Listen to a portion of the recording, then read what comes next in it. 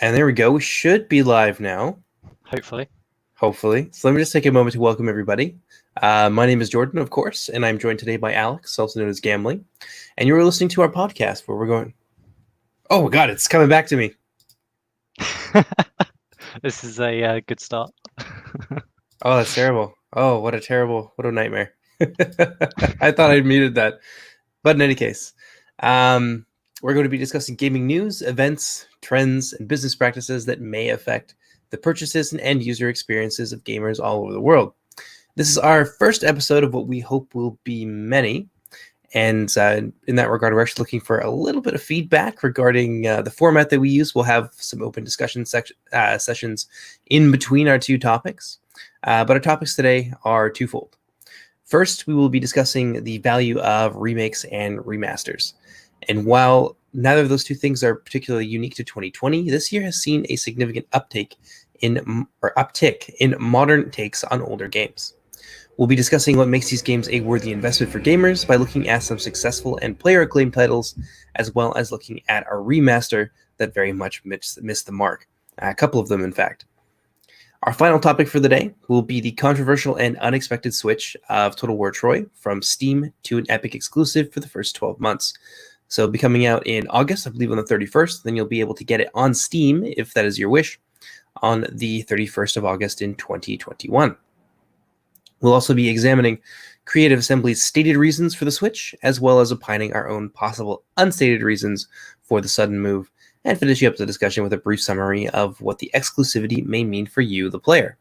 We hope you guys find this inaugural episode informative and edifying. And with that being said, do you want to lead us into the first topic, Gambling? Yeah, sure. So, first topic is it's going to start off a broader discussion of remakes and remasters and what their worth is. So, I mean, the first remaster that comes to mind recently that's released is actually Mafia 3. The Mafia trilogy of releases. And I was looking at the Steam page the other day, and it's literally just a graphics update, and it's still full of the same bugs that they had, in the original releases. The vanilla experience. So as you can imagine, a lot of Mafia fans were pretty peeved off at the fact that it's a nice shiny coat, but under that shiny coat is just a carpet full of the same and it's the exact same bugs that were present in the original releases. So, and this is exactly the problem with remasters and remakes, because I think a lot of developers see it as an easy way out, and they just do these things to try and gain a quick buck, not, and they kind of play off the nostalgia of the players who purchase these remakes and remasters. I mean, what do you think, J Monster? I think that I took a look at a few different remasters. A couple of them were player acclaimed, because I'm not really all that interested in what critics have to say nowadays, just because I think that a lot of us have a very healthy skepticism of gaming media and journalism in general. Yeah. But looking at a couple of player acclaimed games, such as the FF7 remake and the Age of Empires remake, I think that there are some pretty core things that make a remake good or not in the minds of a lot of people, and have certainly led to them being commercially as well as critically, in the sense that players like them, successful. So I think some of the value of remakes is that modern takes of old classics can enhance or expound upon previously inadequately addressed plot lines and characters, and FF7 is a great example of this. The remake brings with it more than just a new engine, but that's better suited to modern hardware. But it features new combat. So FF's Final Fantasy, especially the earlier games like FF7, were turn-based, but FF7 is actually real-time combat. You have new bosses like Roche in Chapter 4. Weapon upgrade system that lets you tailor your playstyle to your strengths as a new player. So some enhancements to the new combat system, which I think is a great addition. It's got new side quests that will pull you into the world by showing you more of Midgard than what you got to see in the original. And they introduce you to new minor characters like Weimer in the Sector 7 slums. And there's a host of other quality life changes and challenges. And there's a bunch of like little side quests as well that take place in the Sector 7 slums that, again, kind of draw you into the world. But Age of Empires 2 is a little bit different in that regard, in that it sticks closer to the core gameplay of the original. It's more of It's a remaster than a remake, I guess, in that sense. It's like yeah, just the graphics and nothing else. yeah. Yeah. Um, but yeah, so it's a pretty beloved title. A lot of people love AOE 2. Like it's got a really fanatical following. And it got a remaster in November 2019.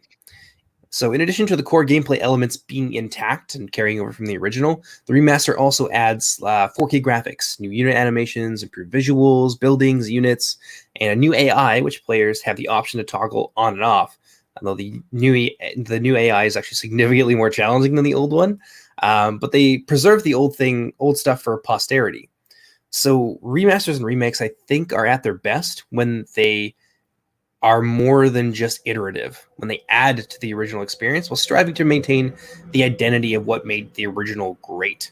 So, in the case of Mafia, it doesn't sound like they really did anything new. I mean, if they left the same bugs in there, I don't know. Maybe they'll spin that as some marketing thing, like, Well, oh, we're yeah, just trying to keep the experience authentic, right? Like Blizzard does that, and we Mm. can talk about them a little bit later.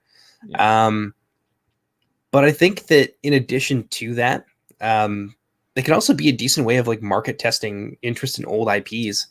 The success or failure of a remake can, in some cases, determine if a publisher feels the IP is actually worth investing in for a full blown sequel. So a remake that is successful um, can potentially see the revitalization of an IP in general.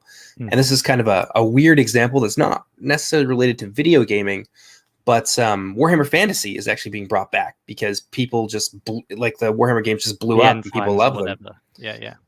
And Well, the end yeah, times were just not popular at all. And they, as hard as Games Workshop tried, it just wouldn't stick with it. I mean, it's like, right. There's a lot of people that are really dissatisfied with end times, but the Warhammer Total War games, it showed Games Workshop there's a ton of interest in this IP. So now they're bringing back Warhammer Fantasy. We're not going to see it for probably like 5 or so years. They've like explicitly said it's a very long way off. But I think that's kind of a bit of a proof of concept for the idea that a remake or something that revitalizes interest in an older IP that's either no longer that's like defunct basically, or like people aren't playing it anymore. I think that that's potentially a valuable part of them. But like you said, sometimes it's just a cheap cash grab, like, yo, give me your money. And then the developers out the door and they're like, well, see you suckers.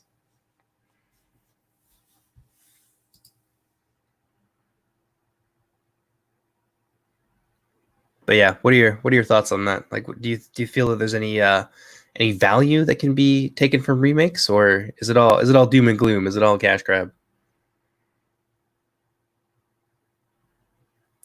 Oh no, gambling, are you there, buddy?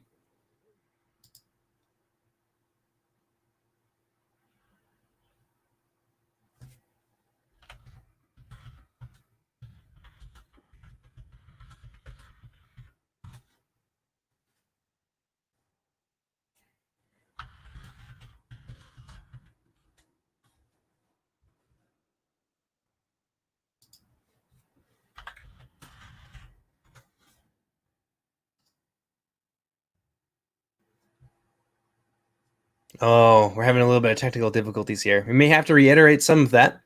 But in the meantime, while I get gambling back online, do you guys have any thoughts on all of that? What's your take on remasters?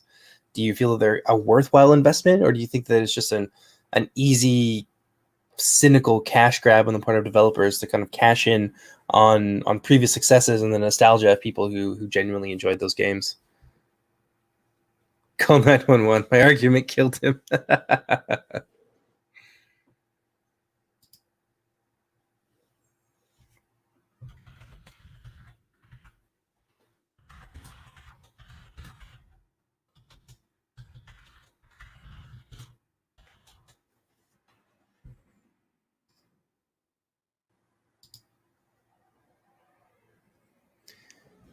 You'd love to see a Lord of the Rings Total War, but without Medieval 2 graphics. Ah, I love the Medieval 2 graphics. I think that they're charming. That being said, it would be amazing. Well, there we go. We got gambling back. Let me just add him back in. Hey, hey. what happened there? So Your with internet this, dropped briefly. with this lockdown, for some reason the internet, the internet gods are not Oh, kind, but. Oh, Yeah. this poor man. Where did you leave off in my big long-winded spiel? Literally the start. I think I got Literally the the first one. start. Yeah. Okay. Just So give me a brief summary. Give me a brief summary. okay, so we'll reiterate here. So the long and short of it is that remasters and remakes are at their best when they're additive rather than iterative, I think. Yeah. And where they strive to maintain like their core identity and what made the original great and appealing to people, but also adding, modern takes, or modern, making them compatible with modern hardware, or updating certain story things and like expounding upon what's there, but still leaving as much of really important elements intact. So in the case of FF7, that'll be the story. In the case of Age of Empires, it's an RTS, so that's pure gameplay focus. There's not really a lot of story there that you need to worry about. So a lot of their changes are enhancements to what already existed. So adding 4K, for example, new unit animations, better visuals for units and buildings. Those are the kind of things that you're going to be paying attention to when you're playing Age of Empires. Yeah, definitely. I mean, I think in a way, strategy games, like, strategy games kind of from the 90s and stuff, are probably the best candidate for remasters because, I mean, most of them are already pretty good anyway, mechanically. I mean, they did a remaster of Command and Conquer. I don't know if you saw. Yeah, that just came Um, out yeah, like I think on the 6th. and on the, I mean, at least on the Steam store, everybody's like praising it and saying, they did a perfect job. And the reason they did a perfect job is because they haven't messed with it. They've just given it a fresh coat of paint, and that's all people really wanted with that. They only wanted them to remaster it. They didn't want them to change anything. And I mean, something like that is there because it's a big nostalgia trip. I mean, if you look at what it gives you remastered music, it gives you outtakes from the clips they do in the Command and Right. Conquer thing. So I think remasters, especially for strategy games, don't happen because people, to entice new people into it. I'm sure that's a factor, but I mean, they mainly happen for the fans who are like nostalgic and want to, replay a game from their childhood in glorious 4K. So, Hmm. I mean, there's something else that happened recently. There's rumors about the Mass Effect trilogy being remade, Oh my God, really? and yeah, because I don't know if you remember this game called Andromeda 3 years ago. That Never heard of it. yeah, Must not have been um, very good. yeah. So there's some rumors going about that they're going to remaster. The reason there hasn't been Mass Effect for the past 3 years is because they're looking at remastering the games, and the divide is that some people want the ending like remade because they didn't like the ending, and some people want it the same because they did like it. It was a very mixed ending, Hmm. um, and it's kind of like when you're remaking a game, what do you do? Do you a game like Mass Effect, when it's a whole trilogy, do you leave it as it was because the story is the story kind of thing, or do you accept that the ending wasn't great, but that's the ending, or do you remake it kind of thing? In that case, like basically what we've seen with certain story-driven games like FF7, Yeah, they add to the story, but they don't rewrite history. And I think that rewriting history in the case of Mass Effect, because some people didn't like it and some people did. I mean, I remember when the third one came out, and I remember the outrage and like kind of the yeah, mixed response to that.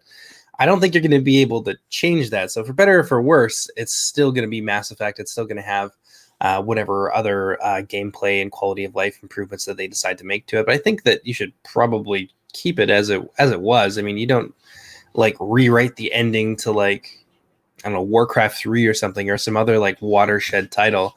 And Mass Effect really was like a big series for people for a really long time. That was like BioWare's like flagship. So along with like Dragon Age and like some other stuff, but I think that Mass Effect was probably one of the biggest.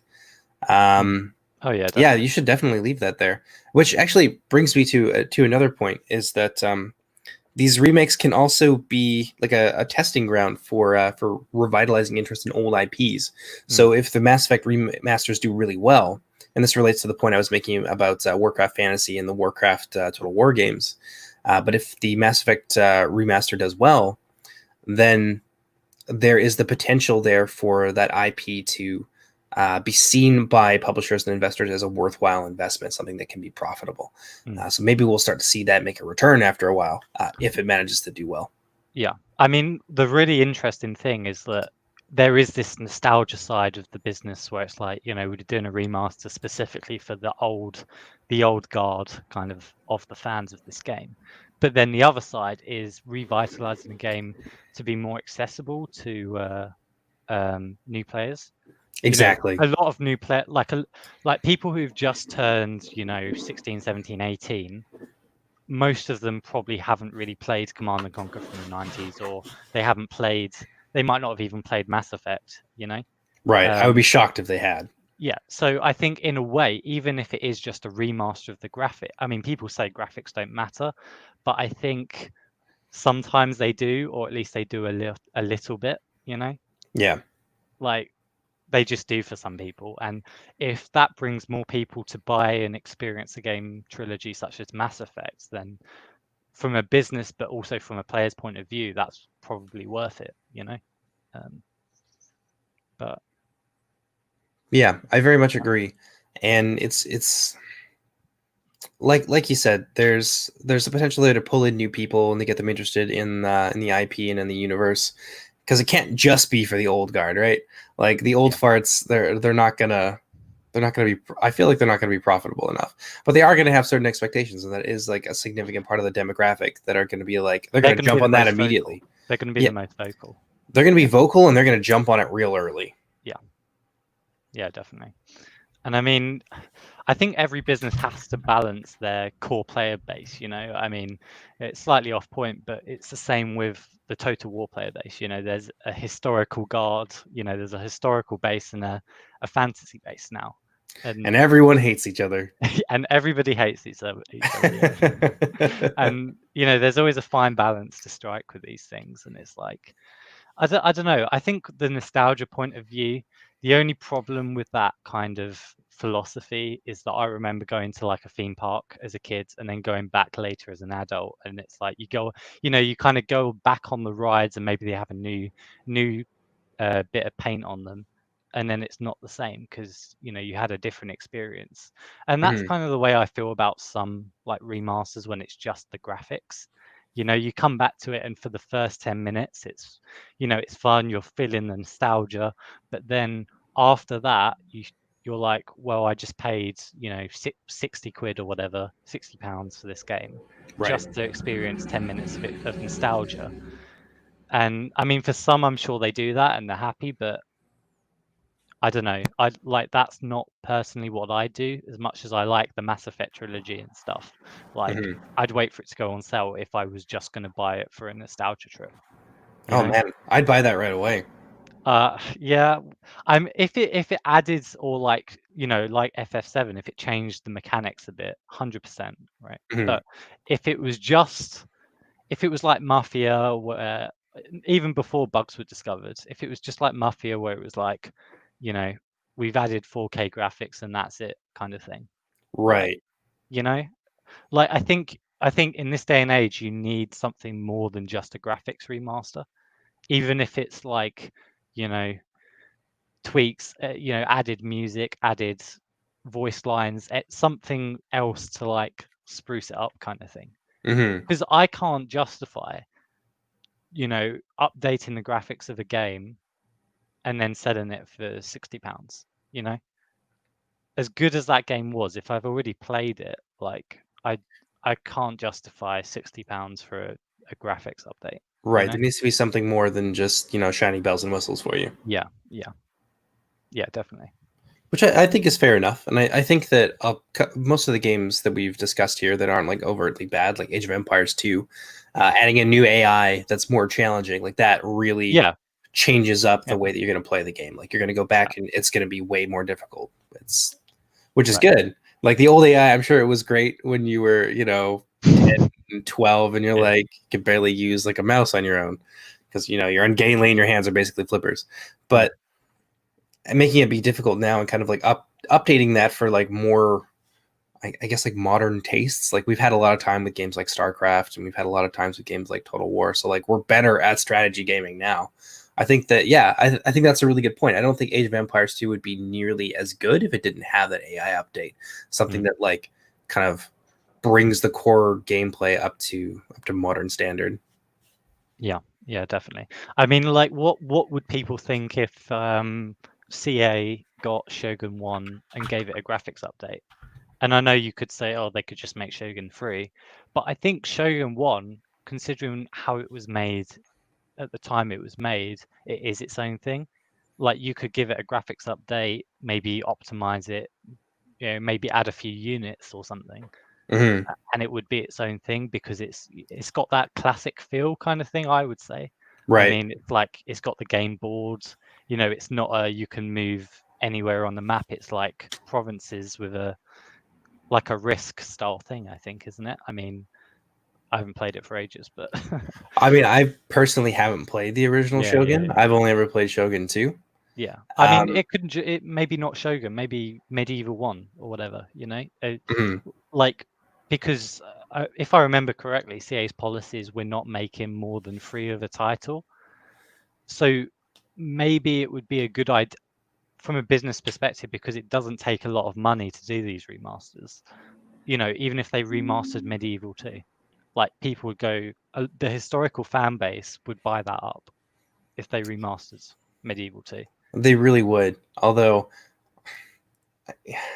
remakes from CA, I feel are they kind of miss out on one of the core requirements, at least for me, that I've outlined so far, and that they are, at the end of the day, they're still the core of what the old game was, but they're also like a better experience. So, for example, if we got Medieval 2 Total War Remaster, my biggest concern is that it wouldn't be moddable to the same extent that like current Medieval 2 is.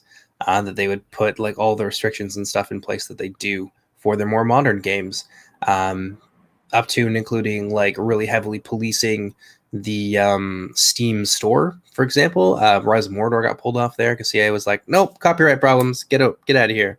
Yeah. And using third-party software to create and edit their maps, for example, which would preclude anybody from being able to do the big overhauls that we've come to expect from Medieval 2. So, CA making a remake of Medieval 2 would, I think, be a bit of a mixed bag for me. Like, I'd be excited to be able to play Medieval 2 and like update it, but also I barely play vanilla. One of the biggest draws of it for me is that there's the modern community. I get it.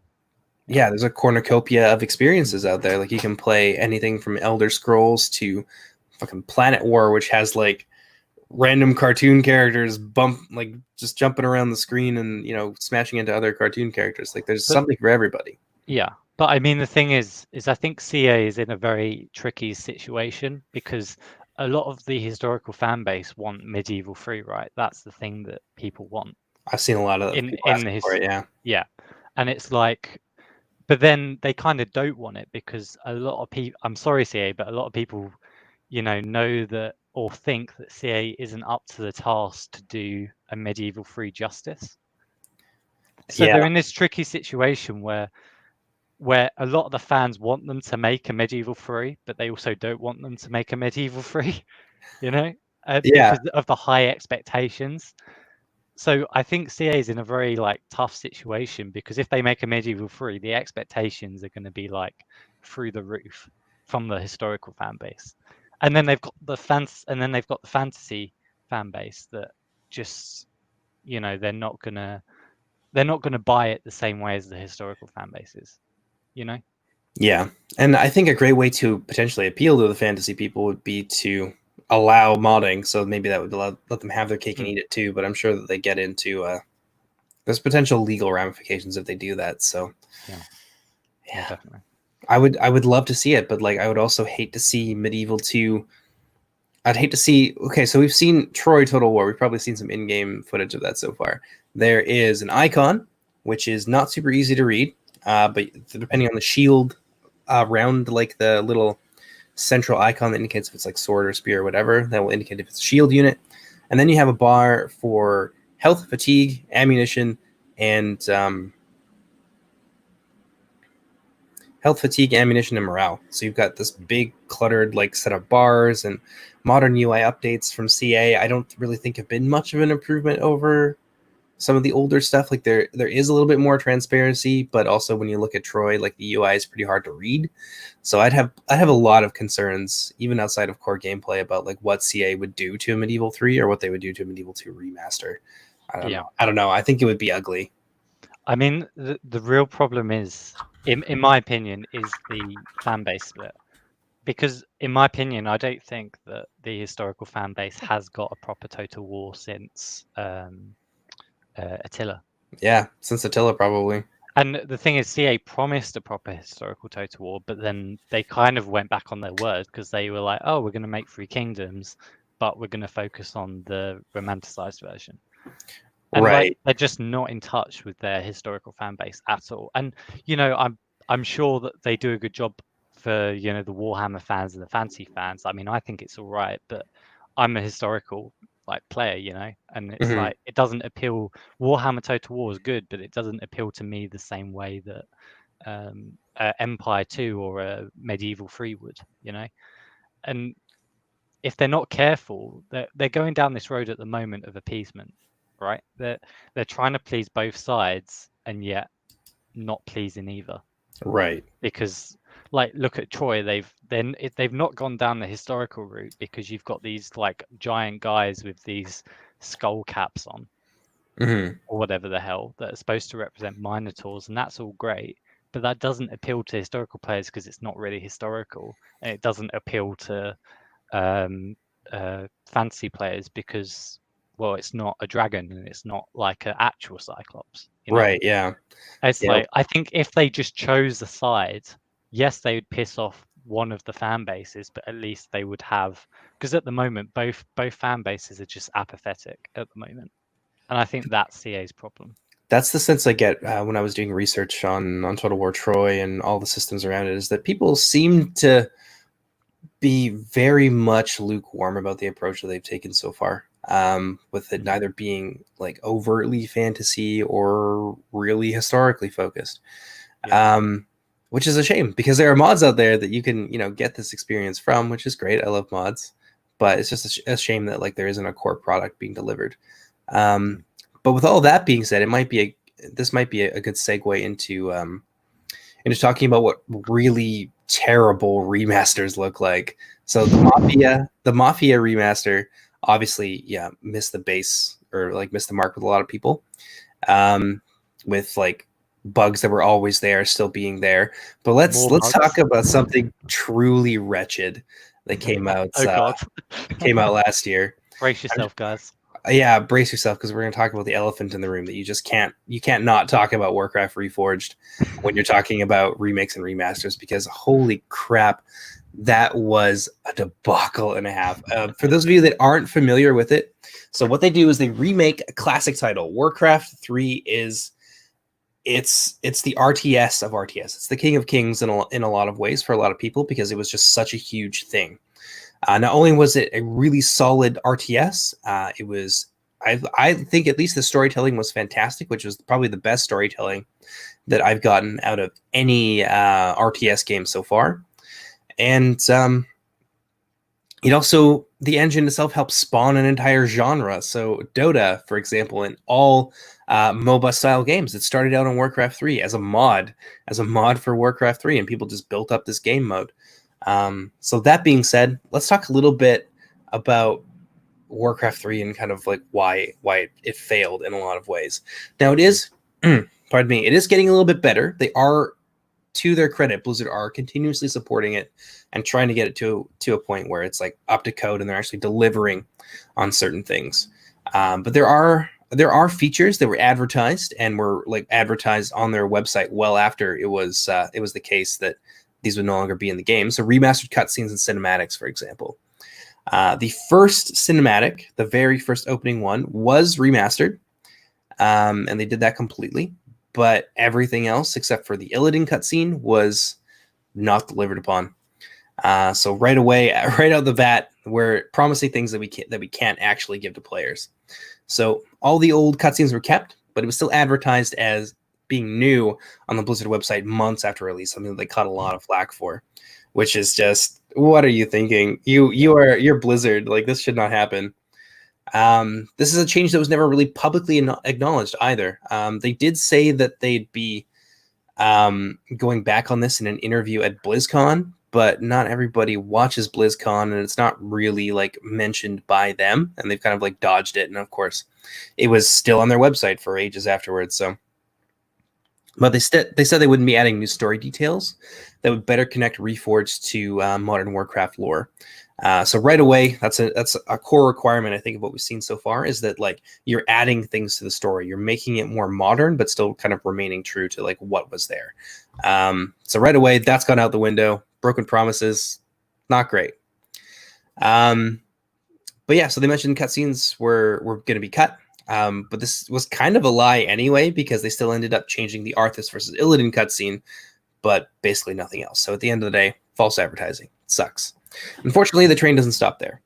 At release, Reforged was plagued by multiple bugs, crashes, connectivity issues, desyncs, probably the most egregious and notorious of which happened at a tournament, and people could just not get a game done. Both of the players had a good chance of winning the matches that ended up desyncing, and then at the end of the day, people just ended up feeling robbed, like especially the tournament players, because they're about to knock off a good win, and then boom, desync. They get to start back at zero, that's a pain. That's demoralizing. Anyone who's ever played like anything competitive gaming, sports, etc., having something like that happen it really hits you hard, and there's fatigue as well. So playing the same match over and over again, you're not playing at your best, and at the end of the day, you just end up feeling robbed. But yeah, and there's also missing features, including, but by no means limited to, custom campaigns, clan support, ultra widescreen, cross-region play for custom games, multiplayer ladders, and the most cynical of them all, Blizzard adding a clause to their EULA that states that they own all of the content you produce while using their engine, allowing them to do whatever they like with it and not even mention your name. In fact, they can ban your account if you refuse to transfer moral and legal rights to your work to Blizzard. So no more Dota, no more of that innovation that spawned an entire genre. Blizzard owns everything that you do. So it was really something. And it doesn't stop there. There's a list here. I have like 800 words of things that went wrong. Although to their credit, as I did mention, they are still supporting the game. So as of their last developer update, they're still working on implementing things like ladders, profiles, custom campaigns, and clans. But they are working on it. Thing is, you say to their credit that it shouldn't have gotten like this in the first place. I mean, when you buy a game or remaster or whatever, it should be done. Like I'm sure, yeah, maybe you need to patch it later to add one or two things, but like it should be done. It should be if you're selling it on the Steam marketplace, it should be done. I mean, right. And these were finished, balanced products, but then they add in bugs and balance issues that ruin the original experience. And this is the stuff that really, I think, grinded people's gears. So Reforged will come with a copy of Warcraft 3, the Warcraft 3 expansion, the Frozen Throne. But for reasons unknown, you're not able to access the Frozen Throne campaign right away. You have to play through the Reign of Chaos campaign, which is something that you didn't have to do in the original. You could play at any point, whatever you wanted. So they've taken away something that existed in the original game. And you have to complete the Reign of campaign first. Even stranger is that Reign of Chaos and Frozen Throne both had different balance, but Reign of Chaos campaign uses the hero and unit balance from the Frozen Throne. And this happens regardless of whether or not you've unlocked the Frozen Throne expansion in the first place. So right off the bat, you have to play through this weird hybridization of Reign of Chaos and the Frozen Throne, which that removes the experience of the original Reign of Chaos campaign entirely. You no longer have the option to play one or the other in multiplayer or in single player, which is terrible. But somehow it gets worse. Normally, if you didn't like these features, you could just not buy it and stick with the old version, right? Yeah. Oh, you sweet summer child. That is not the case with Warcraft Reforged. You can no longer legally play the old 2002 version. If you owned Warcraft 3 previous, yes, past tense, you get Reforged for free. Unfortunately for you, it will install itself without your permission and delete the old version, replacing Wow. it with Reforged. This is Jesus. Like, I don't understand how a company can mess up so badly. And I like I, I this don't is either. like They're spitting on their own legacy, and it was equal parts fascinating and horrifying to watch. It was like watching someone do an autopsy on a live person. It was out of this world. There's more to the story, but I think you guys get the picture, right? So Reforged did basically everything wrong that a remaster could do wrong. It added nothing to the experience. In fact, it did the opposite by took away. removing a Yeah. bucket load, exactly, a bucket load of features that were promised, and some of them have yet to be delivered on. And what's worse, they burned down their own legacy, seemingly out of spite. It was a legacy of excellence that they spat all over by erasing the vanilla experience simultaneously from the hard drives of all their fans who owned it for the last 18 years. It doesn't improve or expound upon the existing story because they decided that they weren't going to put forth the effort to connect it to all the advancements in story that have been made with World of Warcraft over the last few years. And they copped out of doing this and hid behind the excuse of preserving the iconic moments of the game. Except their remaster already nuked the original game out of experience or out of existence to the point where you have to pirate an old build and keep it as far away from BattleNet as possible. It was just such a disaster from start to finish, and it's not over yet. I mean, it's getting a little bit better, but a lot of the problems that I outlined still persist. Like it's just insane. It's insane. Yeah. I have no words for that. I mean, it's like I don't understand like whoever made like those that I don't even understand how those decisions come up in like a board meeting, you know?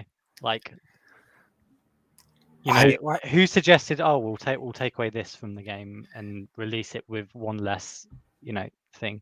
Or I know, let's lock off the story. Like, I don't understand how it it gets to that point in development, you know? a lot of these decisions kind of have a lot of hallmarks of not being made by game like people who play games and usually Yeah. being made by like an executive, Suit, something that was like yeah, handed down. suits and ties, yeah. Yeah. And that's kind of what it seems like. And a lot of the original people who were at Blizzard who would have worked on Warcraft 3 are no longer there to have any input as well, which is probably where these kinds of decisions come from. But like there were other remakes and remasters that had come out previous to Warcraft Reforged. Age of Empires, I believe, came out before it, slightly before it. I think by like 3 or 4 months. Might even be longer than that. Honestly, I can't remember off the top of my head. But like, there's plenty of examples out there that of what makes a successful remaster. It didn't take me long to find two. Yeah. That were like recent. Um, it just seems like they didn't do any research into what people wanted. They didn't listen to fans certainly, and they probably didn't listen to their testers either. And I think maybe part of that again comes down to the two things we outlined earlier, but also deadlines. But they had plenty of time. Like it was. I mean, you say deadlines, but as we mentioned about the Command and Conquer remaster earlier, like the Command and Conquer series, like notorious with Command and Conquer 4 of not listening to the fans, you know? Like Mhm. Command and Conquer 4 was a complete flop because they did everything a fan wouldn't want in a Command and Conquer game, you know? And it's like, but even the Command and Conquer series, like they did a proper remaster, you know? They did that well, yeah. And it's like, so it can't be difficult if, EA publishing that Right. did that well, because EA has tough deadlines, but they still made a good remaster. That's a good point. I mean, it's not like this was some indie developer who's like, no, we're gonna take our time with it. It was fucking EA, Yeah, the evil exactly. empire. And yeah, I guess I honestly don't know. I can only speculate, but holy crap, it is a master class. I feel in what not to do when you're making a remake or a remaster, and it's just such a nightmare. So I guess I'd like just to summarize a little bit. For me, remakes are at their best when they're more than iterative. They're additive and in some cases transformational. When they update or improve existing storylines, graphics, quality of life while remaining true to the core experience that made that game popular in the first place, which is what Warcraft Reforged failed to do in basically every way. Yeah, I agree completely. I mean, it's like the problem, to summarize, the problem with remakes and remasters at the moment is a lot of companies take the opportunity to make a remaster as making a quick buck, you know? Mm-hmm. And that's not really what it's about. It's about introducing new fans to your originally outdated graphics that are now spruced up and mechanics and getting them into that series. And it's about catering to those nostalgic vocal fans that just want to relive their, childhood or whatever. And, gaming is about like, experiencing good stories and all that. And if an extra remaster will introduce even 100 people to a new series, then that's like worth it in the long run, so yeah. Agreed. So I think, I don't know, do we have anything else to add there? Do we want to kind of open the floor to discussion for people who are in here and kind of get some of the thoughts of from the audience about what's been discussed so far? Yeah, definitely. I'd be happy with that. All right, well, let's do that. So let me ask you guys out there, what's your hot take on remakes and remasters? What do you think makes one a valuable investment for you? Like when you hear about someone remaking an old game, what's immediately that comes to mind? You're like, I hope that they do this. I hope that they include that, or I hope that they fix this, or I hope that they don't, do this. Sort of like my concerns with a CA remake of Medieval 2. Yeah, what do you guys think? I mean, at the moment, there's a couple comments. I'm going to butcher his name, but Matthew, I don't know. It's got an IEU, so Mathieu? doesn't resonate with me. I'm afraid. Yeah, but I'm going to say Matt because at least I can get that right. But he says we're the ones giving the money and they treat us like shit. And honestly, like, that is how the majority of those big companies do behave. I mean, it's like, EA can do a remaster, right? But that doesn't mean that, they're a good company that, Right. they don't deserve like a standing ovation for getting one remaster right because they've done a ton of horrible things. It's like, Yeah, even a broken clock is right twice a day, I suppose. yeah. Well, let's take a look here. So Jazdeep saying, CA will never make a Medieval 2 remaster. Why do you feel that is? I feel like there's an audience for it. Medieval 2 is certainly one of the more popular games on Steam. If you look at the numbers, it actually does eclipse Three Kingdoms Total War, which kind of fizzled out real quickly. But yeah, it does have it varies from month to month, but over the last couple of months, it's had a higher player count on average than that Three Kingdoms has. So I think that there's an audience there for sure. Medieval 2 remaster would be fairly pointless. All right, that's certainly a hot take. What do you think there, you Mad?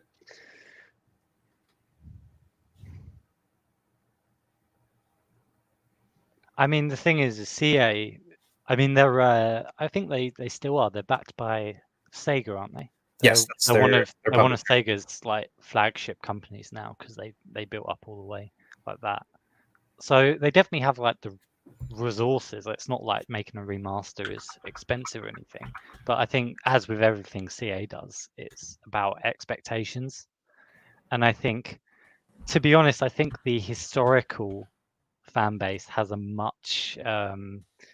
is much more demanding of CA than the fantasy. I might be wrong, but I feel like the historical fans are a lot more vocal, especially because they haven't had a historical game since Attila. But I feel like that's a fair assessment. I feel that a lot of fantasy people, and this doesn't apply to everybody, but it's undeniable given the numbers that the Warhammer games have been pulling on Steam, that it's brought in a lot of new people who like fantasy and haven't really had an outlet for it, who have maybe never played a Total War game or had an interest in doing it in their life. So I think it certainly brought new people in, and those people now, with fantasy being their only experience, have different expectations of CA than, of course, the long-time kind of core audience of historical fans. So, yeah, I think that's pretty fair. Mm. I mean, you say UMAG Commander says Medieval 2 Remaster would be fairly pointless, but I mean, you know, so other remasters are. I mean, you could argue that for any remaster because, like, you know, Command and Conquer, that is really just a graphics update and things bundled in, but people still buy it because they're nostalgic and, you know, other things too, I guess. And as long as if CA released a remaster of Medieval 2, didn't mess up or anything, and maybe even made it more moddable, then 100% people would buy it because, you know, for all those reasons, you know. Oh, for sure, and it would go a Especially if huge they way. made it more, especially if they made it more moddable. I mean, like, you know. I agree, and I think that they're. I think that's a fair point about basically remasters in general. I mean, if you want to look at it from like purely utilitarian, they don't necessarily push like the medium of video games forward. Like they are kind of redoing what's already been done. But I think that it really goes a long way to revitalizing interest in series in general, and I think that that would like really boost the modding community in a huge way, and that would be a lot. It would be a lot of fun. Like that's an experience that people are willing to pay for because it would be, if they do it right, in any case, it would be a lot of fun, and it would bring back something that's older, that's kind of aged, and Medieval 2 definitely is. A lot of people don't like graphics, for example. A lot of people are a little bit of a queen about graphics. I think it would bring back new players, or bring in new players, and it would also bring back old players, and be able to offer some really cool experiences, and maybe even like do things with that remaster that we weren't able to do with Medieval 2. So I And it'd be a think good that stepping stone to Medieval 3 as well. I mean, you know, if they can prove that they can get Medieval 2 right and spruce up the graphics and, right. you know, do it right, then that's a good stepping stone. That's a good gauge of how many new people, new players buy Medieval 2, you know. Yeah. But That's a fair point there, Umat. So Umat said that people like Medieval 2 because of the mechanics, which would change a lot now. And that's kind of like what we've been discussing so far is what makes a good remake or a remaster.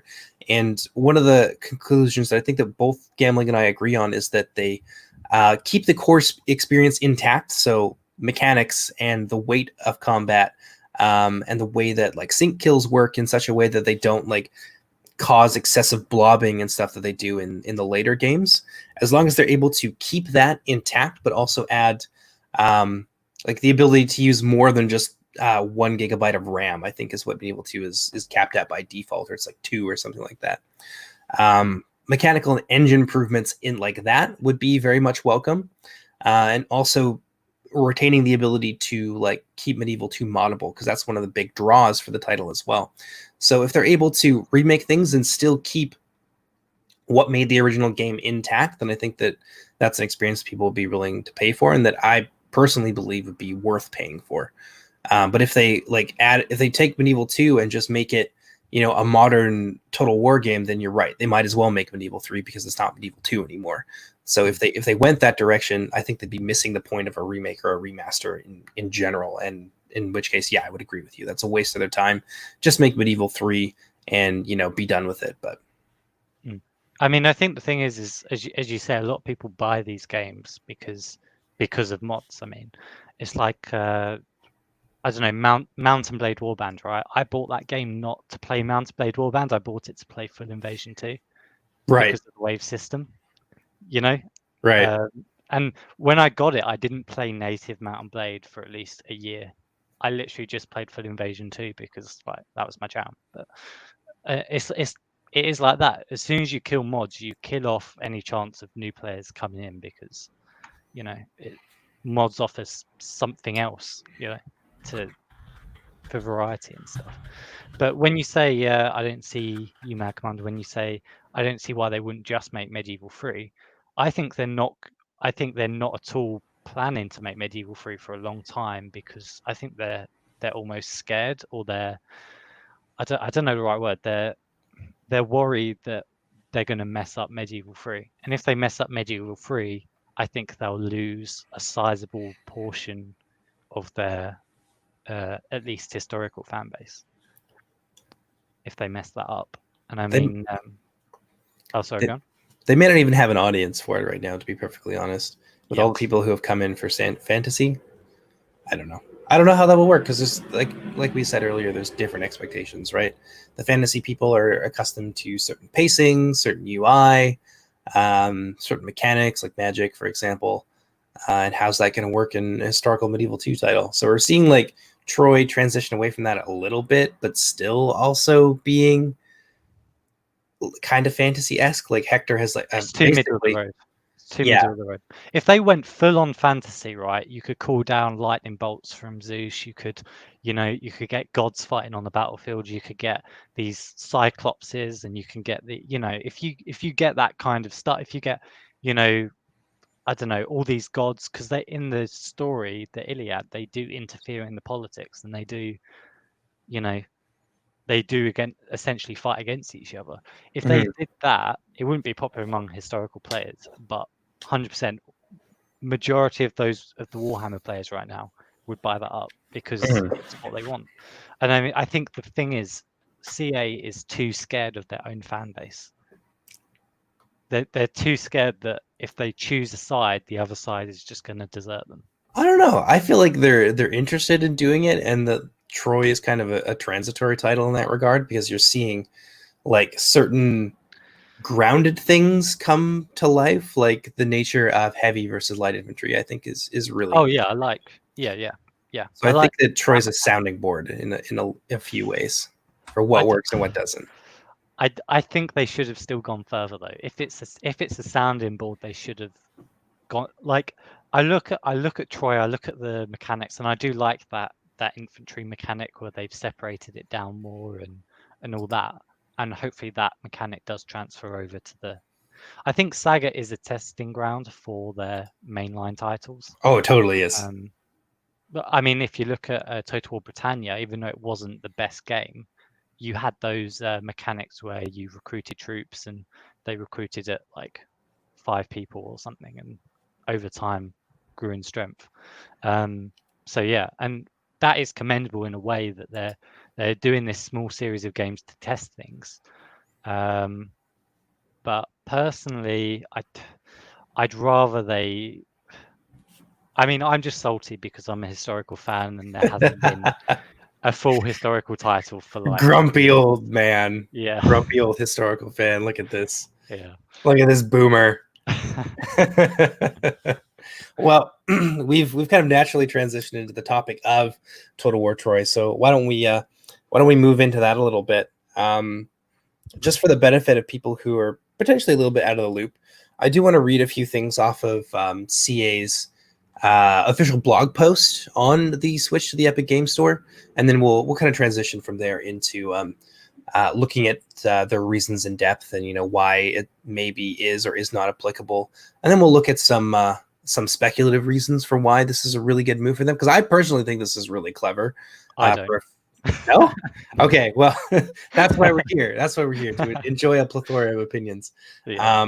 And then we'll talk a little bit about some of the effects of, say, a monopoly of Steam, for example, on the digital distribution marketplace, and some of the implications for this switch for players. So if you buy this game or you want to pick it up for free in the Epic Game Store, what are some of the potential consequences and benefits of that? So I do want to bring up one thing about CA quickly that I literally saw like a few hours ago.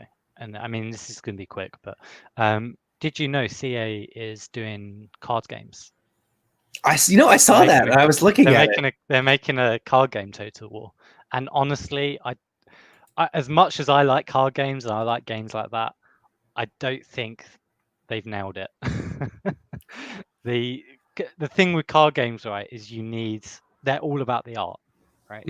I mean, that's why, for the visuals, to collect the cool art and stuff. But if you look at the board, it's like minute and you can hardly see the pictures. So, and that's the problem. They want to branch out into card games, but they don't know how to make card games. It's such a shame. I was watching, I think it was Turin, who's like he's a caster for like Total War, but he plays other games occasionally. I was watching him play Magic the Gathering online, and it looked like so much fun. And then I saw that CA was doing that, and I'm it's like, such a cool concept, Yeah, it's a cool idea. have a deck of Napoleon's army versus the Romans, or whatever. But it's as an avid card game player, right? The execution does not look good at all. Is what I'll Okay. say.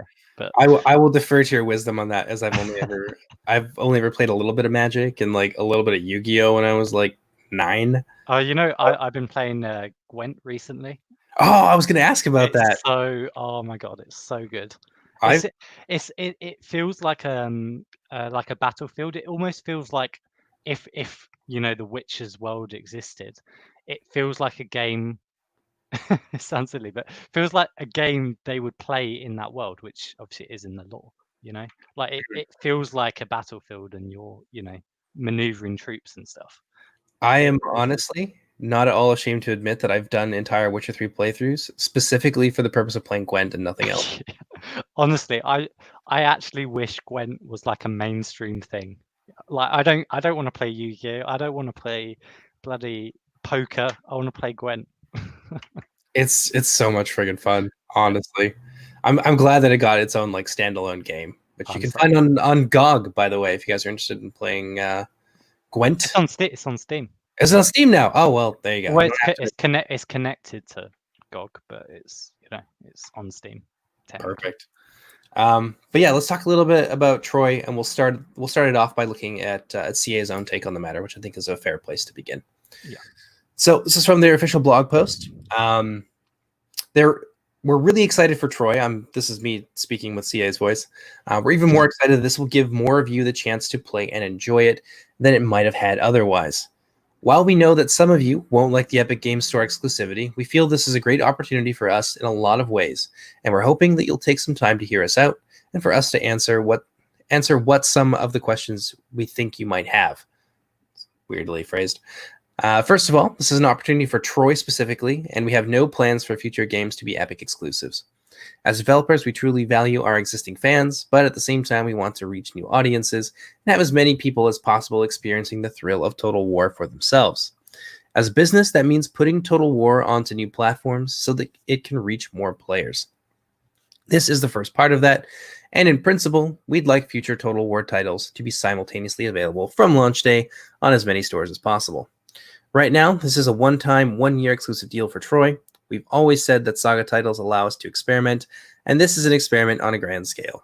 Troy seemed like a good game to try this out with, especially as pre-orders aren't live on Steam yet, and no one's already put money into a store they'll have to wait 12 extra months for it to appear on. Now that that's out of the way, here's a little bit more backstory. Epic approached us, asking if Troy could be an Epic exclusive as part of a commercial deal. That's not to say that we immediately signed on the dotted line or that money was the only reason we did this. It's not. Okay. It was a difficult decision, and you can be assured that there were a lot of differing opinions in the studio and a lot of discussions about it, which largely focused on what it would mean for you, the players. And this will be the last part that I read. However, ultimately, we considered two things. First, we're at a time when we're looking to invest more into ongoing development for Total War. This felt like an opportunity to really move the franchise forward by getting it in front of more people. Secondly, Epic, we're paying for our players to have our latest release free on day one. For Total War's 20th birthday, that felt like an opportunity too good to pass up. As mentioned, and like others in the industry, a key reason for exploring other digital stores is that we don't want to be limited to just Steam. We want to diversify our business. In fact, we want to get our games onto as many stores as possible. Long term, we want to expand where players find Total War. This gives us a great way to try out new platforms such as Epic to see what works for us and what doesn't. It allows us to get a feel for the development required to expand to other platforms, and it's relatively risk-free for you too, as the game is available for free if claimed in the first 24 hours. This opportunity allows expansive back-end infrastructure development that will allow us to expand into multiple stores. That means we can have more resources, push ourselves further, be more creative, make more Total War. We are always looking to evolve and improve on our games, and this deal gives us a lot of ways to do that. As we said, fresh perspectives, money that we'll be putting back into the studio, new ways to expand. There's a few things there that I think we should discuss first off. First is that their insistence that this will help it reach a larger audience. I'm a little bit confused by that because this does seem like a bit of a counterintuitive move. Like if what they want to do, yeah, that's a good point there, Umed. We're going to see if we can get away with it this time. It's pretty counterintuitive. So Epic, I think at last count, had about 108 million active accounts. And that's in total across the whole platform. Steam, on the other hand, had 95 million accounts active monthly. The Steam audience is orders of magnitude larger than Epic Games. So go for it. The problem with Epic's tactics here, because they this isn't just Total War, they've been doing it with other games as well and getting exclusives and giving them out for free, is they're going to run out of money because at the moment their audience just isn't growing fast enough, but they're still keeping this same tactic even though it's not working. And if you compare the two, if you compare Steam with Epic, like, it's fair to say that it's, you can see why Steam takes a 30% cut because it's so much more, there are problems with Steam, of course, but it's so much more, well, it's better made, basically. I mean, there's things that we take for granted on Steam that just aren't on Epic at all. And that's a fair thing to point out, is that it's for a lot of people that use Steam and they've had some experience with Epic. And I'm one of those people. I do occasionally use Epic to play, God, what's the name of the game? Spellbreak. I'm in the Spellbreak beta. So occasionally I will use the Epic Store for that. But there are a lot of missing features. It's a digital marketplace, and one of the core features of that in just about any digital marketplace that you see anywhere is a shopping cart. And Epic doesn't have a shopping cart. And they've been out for 2 years now, I think. They've been for 2 years. I heard, I don't use Epic, so I haven't even opened it, but I heard, I think it was a month ago, that they don't even have user reviews or something. They don't have user reviews, but that the word that we've gotten for the developer on that is that they want to avoid the toxicity of review bombing, which there are better ways around it. I mean, I think reviews are important for for the consumer good, I mean, for consumer awareness, for sure. Like, people look on the top sellers on Steam, and what do? They hover over it and see. You can deny it, but like, people hover over it and see, oh, very positive. Okay, I'll, never heard of this game before, but I'll take a look. Or they'll hover over it and it says overwhelmingly negative, and they'll be like, all right, pass. So that's why reviews are important. And I'm sure there are some that are toxic and stuff, but I think they're a vocal minority. I think most reviews are actually serious. But let's return to that one in a little bit, because I do want to have some discussions about, like, because I don't think the Epic is all bad, and I don't think that them contesting Steam's monopoly is a bad thing for players or for developers. But we'll kind of go through CA's reasoning here a little bit. And one of the big parts of that is saying that you're trying to reach a larger audience by going to a platform that is used by a significantly smaller number of people does make it seem like it's more about the money, because that's one of the supporting points for why it's not. We swear it's not all about the money. Let's be honest. It very much is about the money, and there's a lot of problems with the exclusivity deal. So, for example, there is no crossplay, and there is no intent for there to ever be crossplay, because these are two platforms that are in competition with one another, and they are mutually exclusive. So if you get Troy for free on the Epic Game Store, and you have friends that want to wait, or they want to pick it up on Steam Store, or they're not even aware of the fact that there's no crossplay, and they just assume that because you guys own the same game, you'll be able to play together. Not the case. You will not be able to play with people on Steam if they own it on Epic, and vice versa. So already, Saga titles tend to be flashes in the pan. So Thrones of Britannia had a big uptick because there was all that fervor for Vikings, and we were all ready to play, and then it turned out to be not the greatest game. And I think, in total had about 250,000 people that owned it. And now you're splitting those people between two different communities. Even more. Yeah. For those of you interested in single player, that on its own probably isn't the biggest problem for you, unless you want to do multiplayer campaigns with your friends and you both own it on a different platform. Then you're out of luck. But for multiplayer people, and I'm very multiplayer focused, and a lot of successful Total War channels out there like Indie Pride, Tourin, Party Elite, etc., do a lot of multiplayer combat. content. And Touring and Indie Pride, in particular, are almost exclusively based on multiplayer games. They do streams occasionally, but there's the majority of what they produce is multiplayer content. So there's obviously an audience for that out there. So it guarantees right away that those people won't be picking that up because there'd really be no point to it. And there's a lot of interest that are generated through content creators, so that sucks for them. But if you want to play multiplayer and you want to enjoy this and you want to be like, yo, let's jump in this game and let's have the iconic matchup between Hector and Achilles, you can't necessarily do that, and there's not really any reason for you to do that. And then there's also some balance issues with like unflankable units and stuff, and flanking being a big part of Troy Total War, but that's something else entirely. So you're splitting the community right off the bat, which almost guarantees that no one's going to care about the multiplayer at all, which is a facet of the game that, well, not that's always been CA. That's always been CA's problem, though. Like, I think part of the reason they were okay with no crossplay is because CA doesn't really care to focus on multiplayer or care to support multiplayer. Their last big multiplayer jump was for Shogun 2 with Avatar Conquest, but then they looked at numbers and they thought it's not worth supporting, so they've just continued on till this deal's come up. And I'm sure they probably read through and they were like, maybe part of the terms was no crossplay. Maybe Epic put that onto them, and they said, what, fine, because they don't care to support the multiplayer community, right, at least as well as they could do. And that, I think, is the crux of a lot of people's problems with Total War Troy. So there's another big feature that we'll talk about in a second here, but I'd like to get this out, is that it seems to be prioritizing short-term financial gain over the end user experience. And that's also reflected in the fact that Epic Game Store doesn't have mod support. And it's not really clear to anybody. There's lots of speculation, and I've heard lots of people have different takes on this, but there's no mod support. And so whether or not modding will be a thing at all is kind of up for debate right now.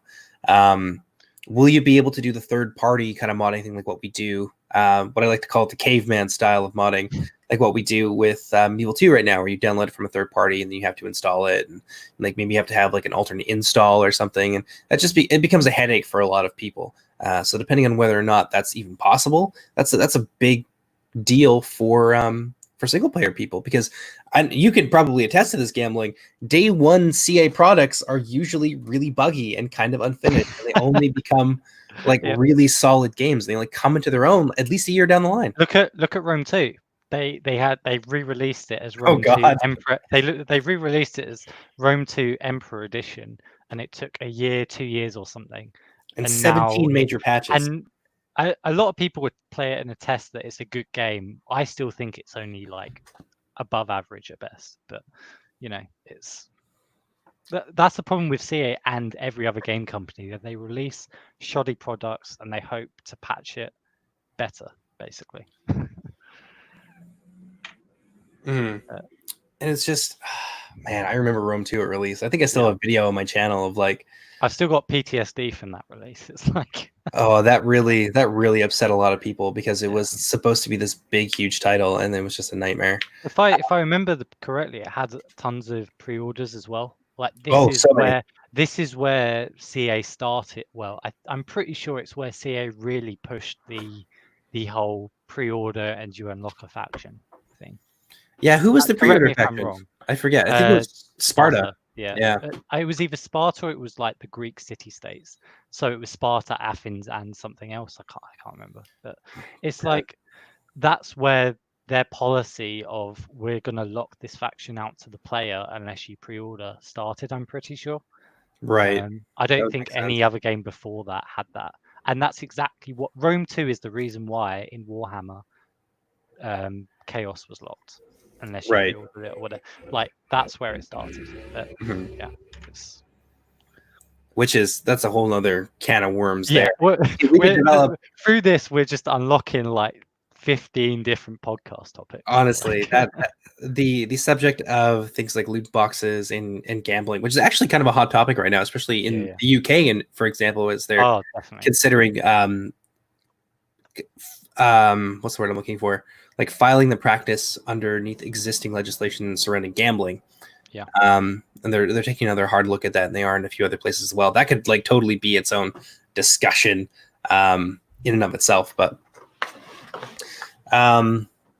yeah, so to return to the original topic, there is a lot of gameplay and like end user issues that come with the exclusivity deal.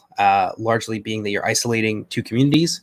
Epic lacks a lot of features that Steam has, and it's just not as good of a platform. It's just not as well developed as Steam is for a lot of different reasons. Actually, maybe that would be a good segue to like talk about monopolies and like sort of the differences between the two platforms, and then people can kind of make up their own mind based on that. So, well, I do actually have, just back to CA taking this deal. I do have a theory on why they took it, because I think as they were developing this game, because obviously they're just in the middle of it all, I think they discovered that either it wasn't going to be the best game, or it was just an average meh game, or it was a bad game basically. And if you hear of what people's experiences are with Troy, a lot of them have said that it isn't the best, basically. So I feel like when Epic offered them this deal, they were just rubbing their hands together, basically, because they know that it's not the best product, but right, they're getting away with it because Epic's giving them tons of money for it or whatever. right.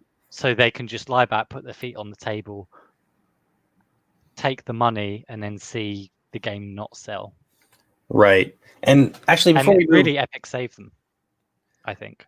before we move into like an A-B comparison between the two platforms, let's talk a little bit about some of the reasons why this works for CA. Since we've talked, about some of the reasons why it won't work for players, but let's talk about why they would personally want to do this. CA wants to obviously break even with every launch. They have revenue allocations that go to Sega, and they pay Steam's 30% cut. Although depending on the success of a title, that can go up and down a little bit. I think after the first 50 million, then Steam's cut goes down to 20. But it's not going to happen with a Saga title. And then there's taxes and stuff on top of that. And the rest gets used to cover development and operational costs. And they have like 500 staff from two offices. They've got the one in the UK, and then they've got one in Sofia. Next, Thrones of Britannia and Saga titles Thrones is the only other Saga title, but they're not really all that successful. And there's more of an increased calculated risk, which I think is why CA is probably hedging their bets here. The other thing is that Total War players are really fragmented between titles, because that comes down to the historical fantasy split again. So the likelihood of a bunch of fantasy fans kind of jumping on this, and like 3K players, etc., is, I think CA is probably around their numbers, and that's going to end up being lower than what they hoped for. I mean, go for it. I think CA is putting a lot of resources into Warhammer 3. I think And you're so right. that's the reason that they've kind of made this halfway kind of deal that, okay, we're not going to give you a proper historical title, so we're just going to make these Saga titles for the historical fans. So they're really not treating the historical fan base well at the moment. But I mean, I think another aspect of it is that, correct me if I'm wrong, but I'm pretty sure these Saga titles are actually developed mostly by the Sophia team, which is less experienced. So that's another reason they're putting their less experienced people on these Saga titles. And they're putting their really experienced designers, whatever, on these on Warhammer 3 or whatever. Which seems a bit of a shame, because now how are those titles ever going to be like really successful? We haven't even seen much of an advertising campaign for this. We've gotten like a few trailers, and now YouTubers are starting to come out with stuff. But this game comes out in August, and we're halfway through June now, and we've only just started seeing stuff. I think this month is when the embargo lifted. I think it lifted around like the 4th or the 5th or something like that. I mean, there's not going to be a proper historical title, like a proper historical title, for at least 3-4 years, I think, if that. Not until Warhammer 3 is done and all the DLC is played out. It's going to be a while. And even then, it depends whether CA takes another IP for a fantasy thing. More and more they're shifting over to their fantasy base, which is a shame. But and it obviously doesn't help that they're really the only company that makes this type of game. I mean, there's that Ultimate Generals, which is by actually a modder, which is another reason for modding, but that's a different thing. And yeah, it's just a shame. I think that with the whole Steam Epic thing, is that they're going to shift over away from Steam because of that 30% cut, and they want to. I think they're putting all the money they've received from Epic into Warhammer 3. So they're using it to siphon money. They're rubbing their hands together, thank God we've got this money. And they're kind of sacrificing these saga titles to put everything into Warhammer 3 or their main development team or whatever. But And on that note, actually, just a bit on Epic, is that they have a crap ton of money right now because of Fortnite. Like, Fortnite was a massive success. It is running out, though. It is slowing down. Yeah, that's a big thing. Is that it's like they're a time bomb. If they don't see a dramatic uptick of players, I'd say within the next 1 to 2 years, I think they're gonna go bust. Well, not go bust, but Epic's gonna scale back with their game store, and they're probably gonna do something else or something. But I very much agree. And their PC and their console player base has already started falling over a year ago, and they're burning through their cash in order to build a game distribution publishing business.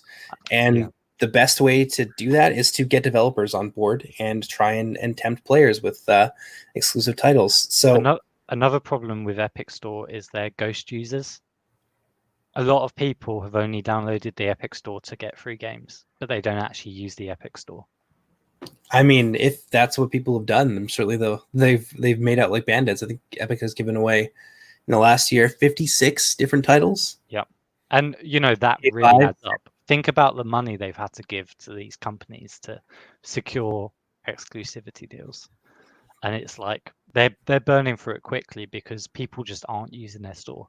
If I were Epic right now, I would abandon this store thing temporarily, even, and just put money into making another successful game and top up the finances. Because. But yeah, so basically they're trying to guarantee minimum volume that they'll pay to devs and publishers, which is attractive to developers for sure. So the approach there is trying to get developers on board so that they can bring in the players. And a great way to do that is giving away stuff for free. Most people will see this and they'll be like, yeah, free games, hell yeah, let's jump on that. But yeah, so CA is about to launch a risky title, and they can't necessarily guarantee players given the reputation of Saga Games and kind of what we've seen so far and what appears to be CA's lack of confidence in the title. Epic's guaranteeing a minimum payment. Of course they're going to take it. Yeah, that's pretty well, I think, the long and short of it, all the reasons they'd want to do this. But it does communicate, actually, as UMAD said a little bit higher up, is that it doesn't seem like there's a lot of confidence in the title. And whether or not that's true or not, like maybe CA and the Sophia studio feel supremely confident in this title and they know that they've done their best, but it certainly doesn't communicate that to players. And there's a lot of people who immediately were like, wow, this game is probably going to be garbage if they're willing to give it away for free and they're hedging their bets, etc., etc. Yeah. I mean, I think the timing's off as well. I mean, if someone says, at least the mindset over here, if someone says have this for free, out of nowhere there's always a catch, that's, and there kind of is a catch with this exclusivity deal. And it's like, well, why are you giving it away for free? If you're actually confident in the product, you wouldn't need to take the exclusivity deal, right? If you're confident it's a good game, then it's going to sell well, and if it sells well, then you don't need the money from Epic. So that just makes me think that they think it's a poor product. That is what appears to be communicated by the move. And so at the end of the day, it ends up being not great for players because you're split. You don't have mod support and features from the Epic Game Store that you've come to expect over the years that Steam has been able to offer you for an extremely long time. So there's certainly a lot of downsides to it. Why don't we talk a little bit about maybe some of the good things that come with having a competitor for Steam, because it's certainly not all doom and gloom. Steam does need competitors. That is one of the main things. I mean, I think the thing with Steam is they've kind of gotten complacent. Oh, for sure.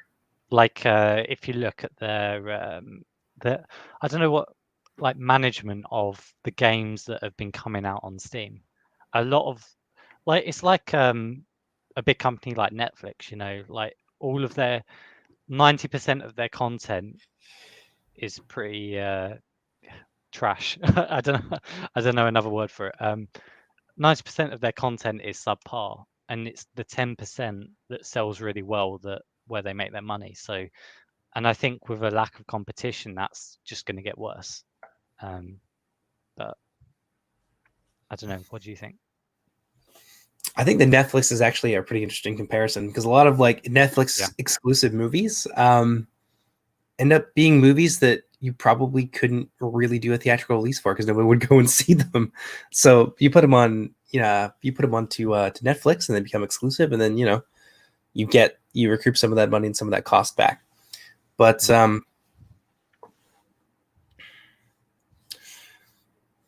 I don't know. I think that it's definitely had a demonstrable effect on Steam. It has at least kicked them in the ass a little bit. So we did end up getting like UI updates and stuff like that, and stuff Oh yeah, for the library, which I don't think had been upgraded in 15 years at that point, which is that's pretty significant, and that's a great thing for players, obviously, because it's improving your experience on Steam. But also, I think it does give developers, and this is especially true for indie developers, a little bit of leverage when it comes to bartering a better deal with Steam in terms of their revenue split. And Steam has actually updated their revenue split. So what they do now is for all sales between 10 million and 50 million, split goes to 25% from the 30. And then every sale after the initial 50 million, Steam will take just the 20% cut. And that doesn't apply so much to indie developers unless like their game really explodes. But for like big AAA titles, that'll certainly do well for those companies. But the fact that Epic Store even exists allows them to be like, hey, you have to give us a better deal, or we'll just go to one of your competitors, which I think is pretty valuable because Steam isn't owed a monopoly on the market simply by existing and having gotten there first. I think that there's a lot that can be done to improve the experience on Steam for players and developers, and having more than one digital distribution platform really does facilitate that. And we've seen that in some concrete ways. So changing the revenue split, for example, is one of those, or the updates to the UI and stuff like that, or seeing a return of like other titles like EA. EA was one of the first publishers to pull away from Steam in the first place, and now they've come back to the platform with Jedi Fallen Order. I think that came out like a year and a bit ago. Stuff like that. It's given although us you access to more games. It's you given sorry, you say that, but with EA is their games that they've ported back onto the Steam platform. There's been loads of reports of bugs because of the launcher issues. So because EA was on its own launcher, Origin is it or something? When they went over to Steam, there's been loads of bugs basically. and the transition, of course, it hasn't been perfect. Yeah. But at least you don't have to use Origin. Yeah, I think Origin is worse than Epic, the Epic Store, to be honest. Origin is Yeah. it's tolerated, but it's not a real competitor, I don't think. But just to summarize, it does give us access to new titles on Steam that we didn't have otherwise. It gives developers potentially a better deal, both big and small. Hopefully, the small ones start to get a little bit of a fairer shake because they can't necessarily reach the numbers of like 50 million very easily. And it's given us some quality of life improvements to just using Steam generally. So I don't think that it's all bad, and I don't think that Epic's aggressive approach is necessarily a problem. The exclusivity does cause some issues. We've outlined a few of them here for players, but at the same time, Epic is competing with a giant who's been on top for 15 years now. They have to do something. Like that. Yeah, I They got to mean, be aggressive. the one good thing about Steam having these competitors is it really does help the indie development scene. Because I mean, it's all very well the 30% cut when you're making 200 million or whatever. But when you're an indie developer, like, you know, a 30% cut of, you know, £10,000 or whatever, like that's a lot, you know. And it's like, It's a so lot. so Yeah, having those competitors that have a much lower cut is so much better for these indie developers. That really every percentage matters for them. for sure. So that's I know I come across as if I hate it with a passion, but that is the one good thing about Steam having competitors, is it really helps nourish the indie development scene. Oh, that and free games. I mean, who doesn't like Oh to yeah, have who free does? games? Yeah. Since they launched, Epic has given out 76 free titles. That's I believe that's 76 more free titles than Steam has released over the last couple of years. So obviously Mm. there's benefits to it, and you can kind of take advantage of the competition between these two. You But you again, you do exclusivity say has you, drawbacks. you do say about the free titles, but to be fair to Steam, they I don't know whether it's Steam's entire decision, but they do have the free weekends, but they also have, if you download, you keep it, but it's only over a day or whatever. Mm. I mean, I'm sure they haven't released more than 10, but you know, at least Yeah. Steam is starting to catch. I think it is a recent thing. Steam has started to do much more free weekends and of games, and you know, install and keep it kind of thing. I mean, I kind of hope that Steam can afford to maybe do some stuff like that to retain people on their platform. I mean, they made what, 4 billion in profit in I mean, 2019. you'd think so, wouldn't you? You think so, but But hopefully because of these competitors, they will up their game more and more. And you know, who knows? Maybe we'll see deeper discounts at the summer sales, or you know, more free games or something. But that's kind of what I'm hoping, because the I think they Steam have to do something sales, they've been getting worse. worse and worse as Yeah, time goes on. And discounts gone from like 85, 90% down to like 75, 60% over time. And it's exactly like in the UK, the price of games on, you know, when people actually used to go into a city centre to buy a game from a store. You know, it's this thing called a game store. And it's like when the price slowly hikes up from £30 for a AAA game to £40 to £45, and now it's like 50, £55 for a AAA game. It's like the prices just slowly increase over time, and it's like that, but discounts obviously. But mhm. it's yeah.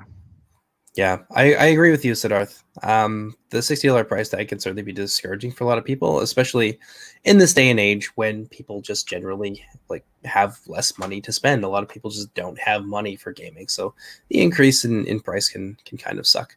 But going back to the 30% cut, just briefly, to be fair, at least to Steam, and it's worth noting that Epic, that's another bonus for Epic. We've mentioned that Steam takes 30%, but Epic, I think, takes, I've seen 12 to 18% bandied around by different people, but 12 has come up more, so that's the one I'm going to go with. They take a 12% cut, but 30% is kind of an industry standard right now. So if you're going to go into the Apple Store and release an app, and your app is something that you can monetize and make money off of, then Apple will also take 30% of that cut. But just because it is an industry standard doesn't necessarily mean that it's fair. Just because everyone's doing it doesn't make it right, basically. So being able to barter that down a little bit, because I firmly believe that if someone holds all the cards and all the power, most of the time they're not going to do right by you or do anything in your benefit that would also be against their benefit without some sort of incentive to push them in that direction. So having a competitor does allow that to happen, which is, I think, a good thing. Yeah, I mean, the thing is though, this is like a double layer, because CA has its own monopoly over Total War games. I don't understand why that is. Do they have like a a You copyright know, on the format or what? the closest thing I've seen to a Total War game is the Ultimate General series, and obviously it isn't Total War, but it's probably the closest I've ever seen to it. And I don't know if wasn't you've played that. It's the actually by the modder who made Darth Mod. That's what I was going to ask. I knew Yeah, it was by a former Total War modder. and that's another good reason to encourage modding, because it, you know, most modders do tend to branch out and make their own games. I mean, Like Dota. yeah, well, exactly. And that's what I don't get. I don't know if they have some kind of like IP over the Total War, you know, like they have some kind of copyright that stops people from making it, or maybe the audience seems too niche to people, or I don't know, maybe they have their own technology that no one else has. Like I don't know what it is, but it's crazy to me that they're the only company that makes, you know, that kind of game. And I don't Yeah, understand it. it seems very strange to me, and I don't know if it's because they have some sort of like copyright lockdown on the format that nobody else is allowed to replicate. Because I feel like the technology exists, like you could definitely make this, but nobody's Yeah. bothered to. Maybe because they don't think that they could like break in a little bit to like kind of into the market, and that nobody would like want to buy it because there's other Total War things out there. But I think now there's enough kind of irritated, disenfranchised people that you could, potentially capitalize upon that by making something a little bit more to their tastes. But whether or not that's actually a sound decision, I don't know. I don't have any market research to back that up or anything. But that's the thing. It's the whole competitor argument that if they have a competitor, they do better. That's what I think with CA. If CA had a competitor who made Total War games to the same standards, then at least they'd both been consistently improving. The problem is CA hasn't done. They've done minor things like that with the Saga titles, but they haven't done anything major since Shogun 2, I think, with the Avatar Conquest. And it doesn't And help then that that just dropped out of the RTSs, water. yeah, exactly. And it doesn't help that RTSs in general are it's not really the genre with the kind of appeal that it used to have. I mean, you don't have, a bunch of Command and Conquer and StarCraft things going on out there. It's Total War, and I think there's a few other games. There was one that came out like Northgard, which is actually a lot of fun, but doesn't really like scratch that kind of the itch that I have for like large scale battles. But RTS in general is something that not many people are really playing. People I Well, think gravitate. especially the grand, you know, strategy games, you know, with like an overhead political map or whatever it is, you know. I I mean, think that's what's pulling people away is the grand yeah, strategy games. yeah. I mean, the big problem I have with the biggest problem I have with CA is the lack of innovation, though. I mean, I'm no expert, but I would have thought that they would have increased the scale of the battles by now, you know. Right. I mean, like it's, you know, sure, if you're doing Rome Total or whatever, like, correct me if I'm wrong, but those are kind of maybe right with some of the armies, like this amount of people in that army or whatever. But it's like when you're in medieval times or past that or whatever, you know, Empire Total War, it's like 3,000 people in an army, you know. It's like, Mm.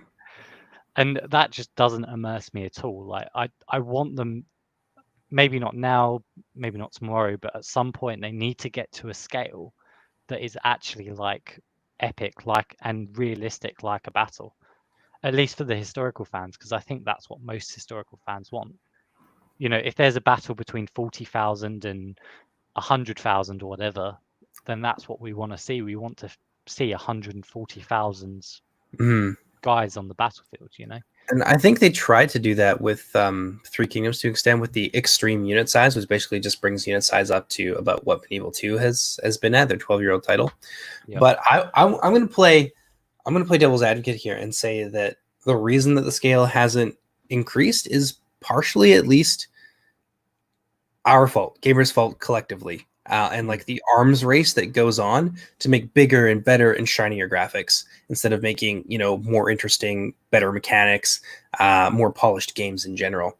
There's and we can't deny this. There's a lot of people out there that will look at the graphics of a game and that'll be the deciding factor in whether or not they want to play that game at all. Yep. Oh, it's not shiny enough. That goes exactly back to remasters, though. That's why remasters are so popular at the moment, or partly because they redo the graphics, and then you get all these, you know, Right.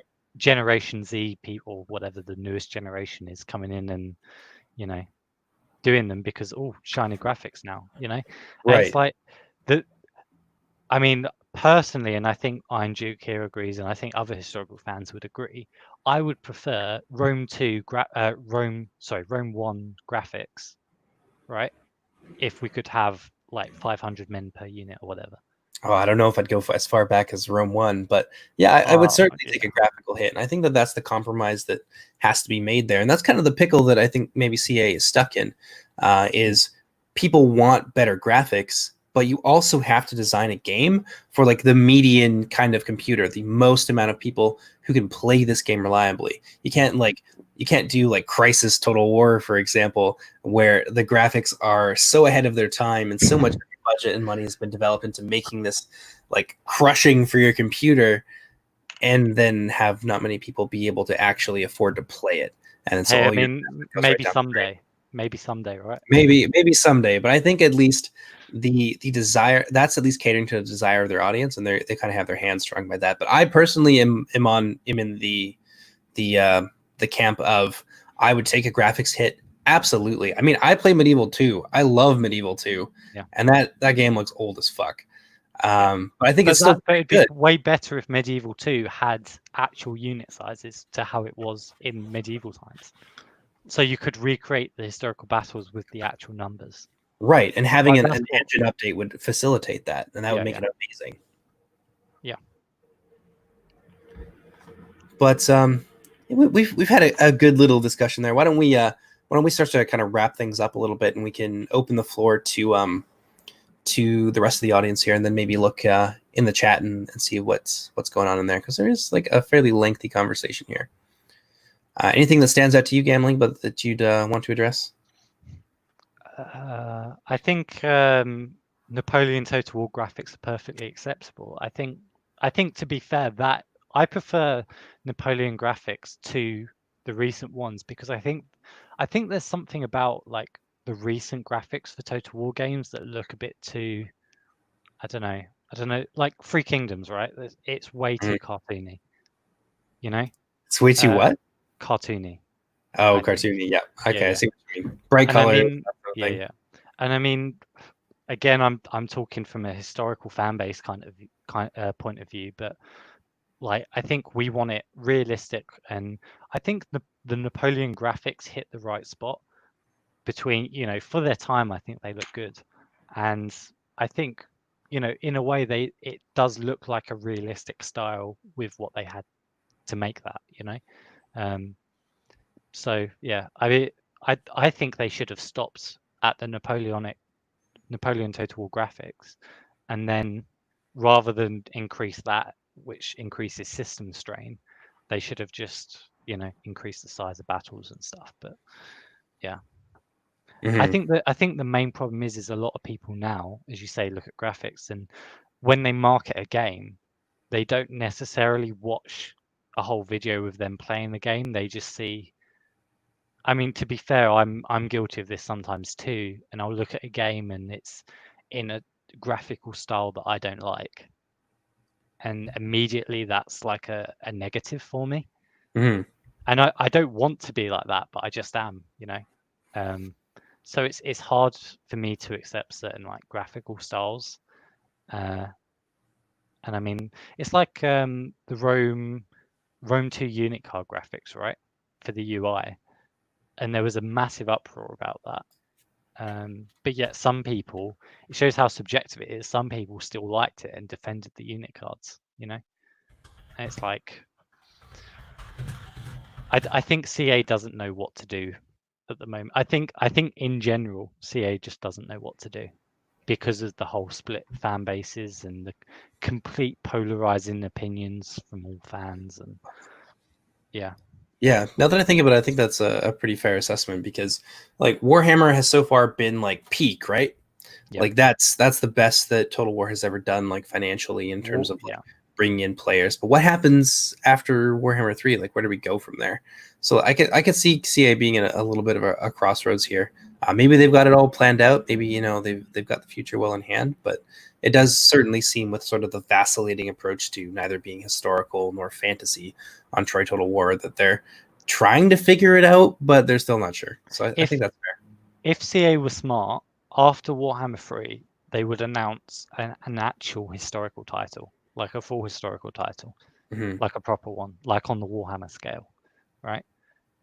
If they're not smart, then they'll probably announce like a new fantasy IP, like I don't know, Lord of the Rings or Game of Thrones.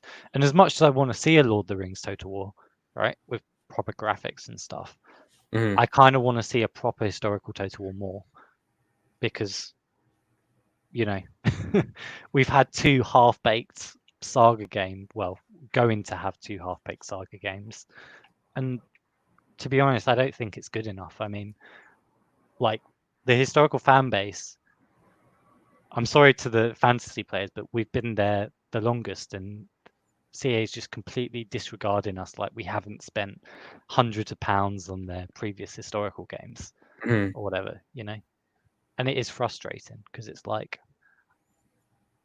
yeah, Right. It does drive you guys away from the series when they're kind of like pursuing, I guess, you know, the big dollar sign on the horizon, I guess, instead of making and continuing to create a legacy that is at least true like who they are as a developer and true to the fans that like help them get to the position that they're at. Like I can understand that. That would certainly leave. I mean, I like Warhammer and I don't like it more than I like other games, but I can kind of like take it or leave it, like, whether or not they do a fantasy title or not. But if like you're heavily invested in historical titles and that's like where your primary interest lies, then like I could see you feeling a little bit betrayed over that. That's a fair sentiment, I think.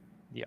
I mean, we'll go into this in another topic, I'm sure, but in another podcast. But the biggest point of contention for me with Warhammer games is the sieges. Like that's what makes Warhammer games unenjoyable for me.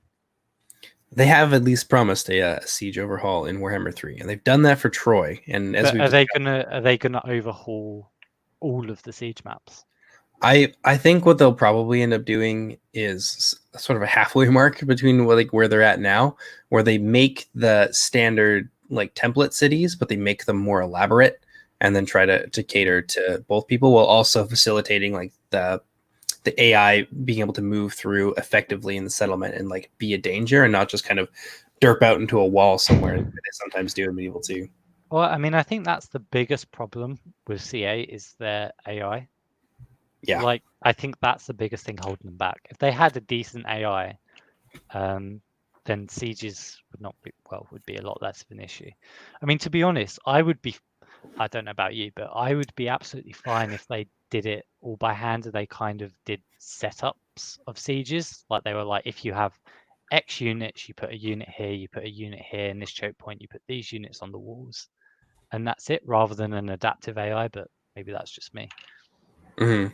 You know, And like sorry, there's this game, Men of War or whatever, and it doesn't have the best AI, but what it is you do these missions where you attack the AI. So the AI doesn't have to do a lot of moving because it's on like a small map, and you just go, you know, head in or whatever, and you know, you break their defensive positions. And I would be absolutely fine with that in a siege for Warhammer or whatever. You know, if it was a 360 or whatever degree siege, and they just set it up so X units here, defend this small area, blah blah blah. You know, and maybe if they get to the flag, you know, bring X amount of units to defend the flag. You know, but I think CA wants to make their AI all fancy and stuff, and so that's why they restrict the maps to, you know. But yeah, their official stated reason was that it was just easier for the AI to deal with the template maps. And I've followed their discussion a little bit, and I am not someone who is qualified to create any sort of artificial intelligence. So I personally just kind of take this as it is because I have no reason and no background in order to gainsay them. But they've said that apparently there's no middle ground, I guess. Either the AI is kind of where it is right now, or it's a bit ditzy, and the AI in Warhammer isn't terrible. It's definitely surprised me a few times. But either it's kind of derpy or it's like Skynet has 10 plans and 13 contingencies for each one of those plans, and it will like roll you up and decapitate you before you can, you know, before you even have a chance to react. So that's Yeah. a But paradigm. I think that's where CA are missing out though, because it's like you know, you can do like multiplayer campaigns and stuff. If they had proper siege maps, a multiplayer campaign with proper siege maps would be fun. If they could just get the pathing right, because you can just get your like friend or whatever to do the defense, Hmm. you know, and then you wouldn't need to worry about an AI. You could just do. And I understand not everyone has someone to like do a full-on campaign with, but you know, technically that is the best solution to this, you know, Right. play it against an actual person and they can, you know, control the units themselves in this big siege map. Like, I mean, wouldn't outdoor for whatever in Warhammer be a cool city? Like if it was a proper, you know, I don't know, whatever, 2 tier, 3 tier city defense, you know, because that would get you immersed in the game and stuff. At the moment, the sieges are just pathetic. Yeah. They Like, used to have a similar system, didn't they, in Napoleon, where you could do drop-in battles, where like you'll be doing a yeah, campaign against the AI, and someone suddenly there's a player in there, and you're like, oh shit. yeah. Yeah, and that was a cool system. But the thing is, they try and innovate, but then the thing is with innovation is it won't get it right all the time. But it seems like CA expect to get it right every time. So when something doesn't work, they just drop it. Hmm. It's like the avatar system. I mean, I know I go on about it, but the avatar system in Shogun 2 was a great idea. It was cool. I love And the yeah, avatar system. and imagine that in Warhammer. Imagine the avatar system in Warhammer Oh with an god, the army army painter. painter alone Yeah, would that would I just be a I fantastic don't addition. understand how they haven't done an army painter for Warhammer. Like it doesn't make any sense. I guess, I mean, I've seen army painters for games like Dawn of War, but to Yeah. be fair, Dawn of War has significantly less units per faction. They do have a fair amount, and you'd have to do art. You'd have to make an asset essentially for Oh every yeah. single variation on every single unit with every single color, which is a lot. I get that that's a big investment, but they did also get this big cash influx from Epic, and Yeah. they're a AAA studio.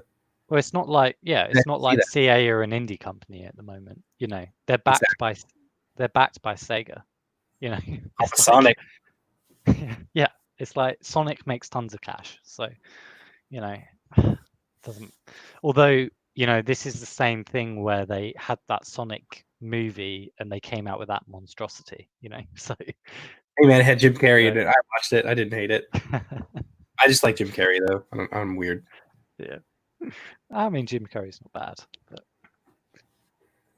I mean, he's like every comedy actor, to be fair. But yeah, I mean, I really hope CA get better at making Total War games. Like, you know, because it's the only place you can get that fix. And it's like, at the moment, they're like six out of 10 at the moment, in my opinion. So It's let's just above average, but let's open up. Well, I'll ask this question to you and everyone else who's out there. We do have about 12 people watching right now. So let's, for the historical people out there, what's something that if CA were to make a historical title, what's something that would be like a must-have for you? Like, let's say, give me your top 3 features on what you would absolutely need in a new historical, more grounded approach to Total War that is less about heroes and more about the traditional Total War thing of positioning, tactics, like creating local superiority in the case of like oblique maneuvers and things like that. Things that use more of the tactics and strategies that we're used to and that you can actually see reflected in reality. Not so much like bathing your enemies in dragon fire. What are 3 things for you guys that would be really important for a Total War? And we can talk about those. so I mean, I guess as the historical representative here, I'd say well, I mean, it depends on the period really, but I'd say sieges have to be done properly. Like if they make a medieval Total War game, they have to have that 360-degree uh, adaptive siege tier system. Mhm. You know, where you can build castles or cities or whatever. I would say they need to make units meaningful. So that means more numbers in a unit, so it's realistic or more realistic. Um, I'd actually say also better maps. Fair enough. I'm really not a fan of the. I'm pretty sure they've done it for at least one. Like it seems like a generated map system. Is that right? Or do they dig from a pool of maps? I don't know the. In Warhammer specifically, I can definitely tell you that they have a small pool of maps for each area, and you will end up playing in the same place probably 7 or 8 times. Yeah. Throughout, like, campaigning through a certain area. Like, it's going to happen that you're going to play through these maps over and over and over again. So I think map diversity would be a huge part of that too. I mean, I think I actually prefer handmade maps. Like, I would prefer they take the time to do handmade maps, and maybe you know that these companies, they do patches afterwards. They could just do that. Release the game with X amount of maps per region or whatever, and then over time they can add more maps. I'd be perfectly okay with that, you know, because I think there's something about handmade maps that just make the experience better, you know, because it can be catered tactically to the area, you know, hills and rough terrain and stuff. And I think the terrain needs to be more meaningful, and it needs to, you know, like if there's a marsh in the map, I want to see the guys get bogged down in the marsh, you know. So you can do Agincourt or whatever, you know. It's like, and even if it was like you can't necessarily see that marsh unless you've scouted it, so you can actually get a situation where a player runs in and attacks and doesn't realize that there's marsh there until the troops are in the marsh. Right, so sort of like a fog of war for the terrain. Yeah. And maybe you could have like a scouting system for maps or something, and you can put X amount of effort into scouting a map, a battlefield, and there's certain buffs and debuffs for doing that, and if you haven't put enough effort into scouting, then you get more fog of war, and so it becomes more difficult, and so you can commit troops to charge in, and they just charge into marsh, basically. I think it just needs to be more realistic overall. I mean, you know, they need to have more like a chance of troops losing control in the moment, you know. So rampage mechanics and that sort of thing. Yeah. Okay. Well, because that was the case, like you know, unless you had like a discipline mechanic or something where if they're not disciplined, certain things can happen. You know, like I want to see, you know, if I have like a peasant mob of like 15 peasant units or whatever, you know, defending a city, if I charge and they start winning, then they like you know, in history with 1066 where they were on the hill, they were winning the bloody battle. The Normans came up and charged, they ran away, and everybody came off the hill, and so that lost them the battle. Like, I want to see more of that because, you know, that's just immersive history and stuff. But okay, I don't know. I'm not one for balance. I prefer it to be, you know, roughly how it was, you know. Like, I don't know, with Byzantium, with the Varangian guards, you know, they're the elite of the elite. They're Vikings and stuff and Anglo-Saxons brought in. They're supposed to be elite. I want to see them decimate some units, but be very, you know, fragile to arrow fire or something. Oh my goodness, you should play Silmarillion Total War. We do all of these things, including meaningful. Well, I guess now that I'm a mod helper, I probably should download it, shouldn't I? That's true. So I just want to give a brief summary here of some of the stuff I've collected from chat in regards to some meaningful features that may be something nice to keep in mind. And like moving forward, we can offer CA some sort of constructive criticism if and when they decide to come out with another historical title, and maybe hopefully something that they take into consideration. At the very least, they make good topics for discussion. So 360-degree sieges. Units being meaningful, high numbers. That's a sentiment shared by several people throughout the comments down there. Iron Duke, of course, would like to see 30-unit armies, so moving beyond that scale of 20 armies or 20-unit stacks. Less blobbing, which is going to come down probably to a new engine, I think is something else that other people asked for. And having less blobbing, having your things be more cohesive, and just making things follow your orders and your ideas of how a disciplined army should fight, I think is probably a big part of it. Better map editors as well. If female units is an entirely different thing. So anachronisms, we can file that under there. Better map editors, WK asked for, which allow you to make really good custom settlements, like this kind of stuff that WK is used to making, which is obviously very high quality. I wouldn't expect anything less from WK. Like if he didn't say better map editors, I probably would have. We'd be confused. Yeah. Someone would have reprogrammed him. Slower pace, that's a good one, Reed. So a slower pace. I think one of the problems that people had with Troy that I heard come up several times was that your 20 stack battles on easy settings could last 2 minutes. Way too arcadey. Yeah. Let that sink in for a second there. I mean, it's like if they did that with a historical Total War, right? It takes all meaning away from your units. You know, you want to see your elite Varangian Guard or whatever that that are now the elite rank or whatever, experience-wise, fight to the death. You know, you don't want to see them die in like 20 seconds. I agree, and that goes hand in hand with bigger unit sizes. And a little personal anecdote here. One of my first forays into balancing anything, this is just like a personal project that I did, was when I was playing Moss Third Age, and I gave every single unit in the game 2 HP, and some of them had 3 HP. And the idea there was to increase the amount of time spent in battle. So battle lines were very, very stable, and it took a long time to grind people down. But the end result of that was that flanking maneuvers or cavalry or things that were more traditionally kind of, I guess, grounded in reality. So like facilitating a mass rout is how you would win a battle rather than just outright grinding people down to nothing. So I think that is something that I could agree with being put into the games, and I think it would make a lot of sense too for a historical title to reflect that reality of most of the damage being done to people's armies is usually happening in a rout, especially in like ancient combat. Meaningful terrain was another one, which you mentioned, I believe. And the good news is that at least that is kind of the case in Troy, so maybe we will see that start to make a return. So that's a hopeful sign. Were you gonna? It sounded like you were gonna say something. Oh no, it's there's people making noise outside at the moment. So. Okay.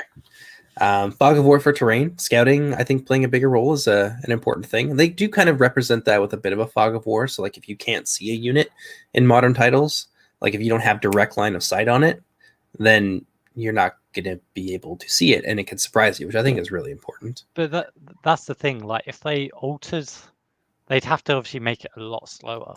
But if they made it so a scouting mechanic or whatever, and then you commit all your troops to like I don't know somewhere, and then suddenly you're like you're fucked over because the terrain isn't what you thought it was. I mean it's like I don't know if it was a scouting issue, but it's like in like the Viking kind of era when the French were defending from the Vikings. I think it was the French, and they found themselves either side of the river. So the Vikings just attacked one of the armies, and the other army couldn't do anything about it. And it's like that kind of thing. Mm-hmm. Like I want to feel like a general, and I've made an actual mistake, or I think Total War's too easy, to be honest. I can see that they've watered it down, and it's too arcadey and too easy, and I think they need to go back more to like the roots of making it a bit more realistic, a bit more strategic, and everything.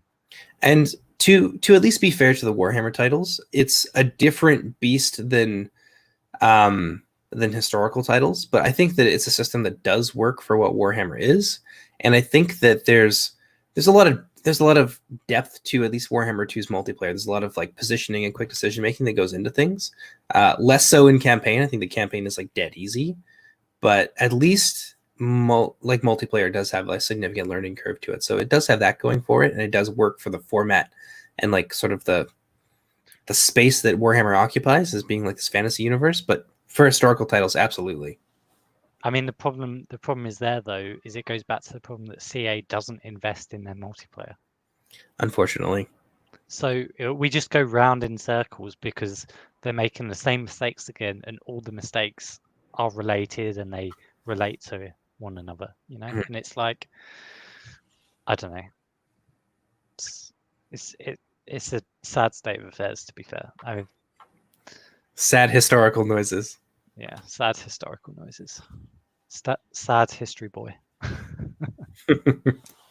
So we have two more things on the list here. Weather playing a larger role, which I think is would be pretty good to see make a return. It certainly is a factor in Medieval 2, in that weather will increase or decrease your accuracy on missile units, for example. And terrain is obviously important there. So as WK mentioned, mud is a new terrain type introduced in Troy. Sad Medieval 2 noises in the background. Those are things that already exist in Medieval 2. There's a lot of different terrain types, and most of them have some sort of implication for your movement speed. So that's an important thing that has existed in previous titles that I would love to see make a return, and sort of is making a return in Troy. But it shouldn't just be movement speed. It should affect other things as well. Like if it's a swamp or whatever, it should affect combat ability as well. Because I think Warhammer does that. okay, There are swamp terrain. I don't know what the they penalties are. should bring that to historical titles. And I'm not talking about a 20% slowdown. Like it needs, like I don't know, cav on a swamp. It should be like minus 60% or something. Mm-hmm. Because I mean, if you look at Agincourt, that's how it was, you know, but worse.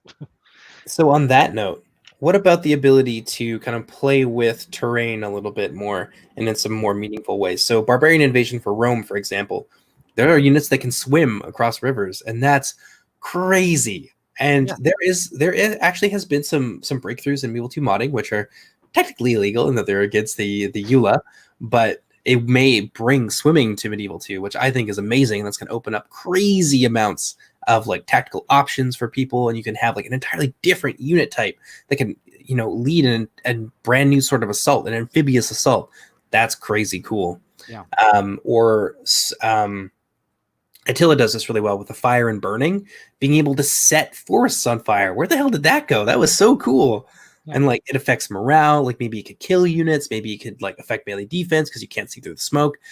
The ability to interact with terrain in some like meaningful ways that are going to open up some really cool tactical decisions for you in the heat of the moment. That would be amazing. I would love to see that. I was really surprised they didn't do any of that in Three Kingdoms.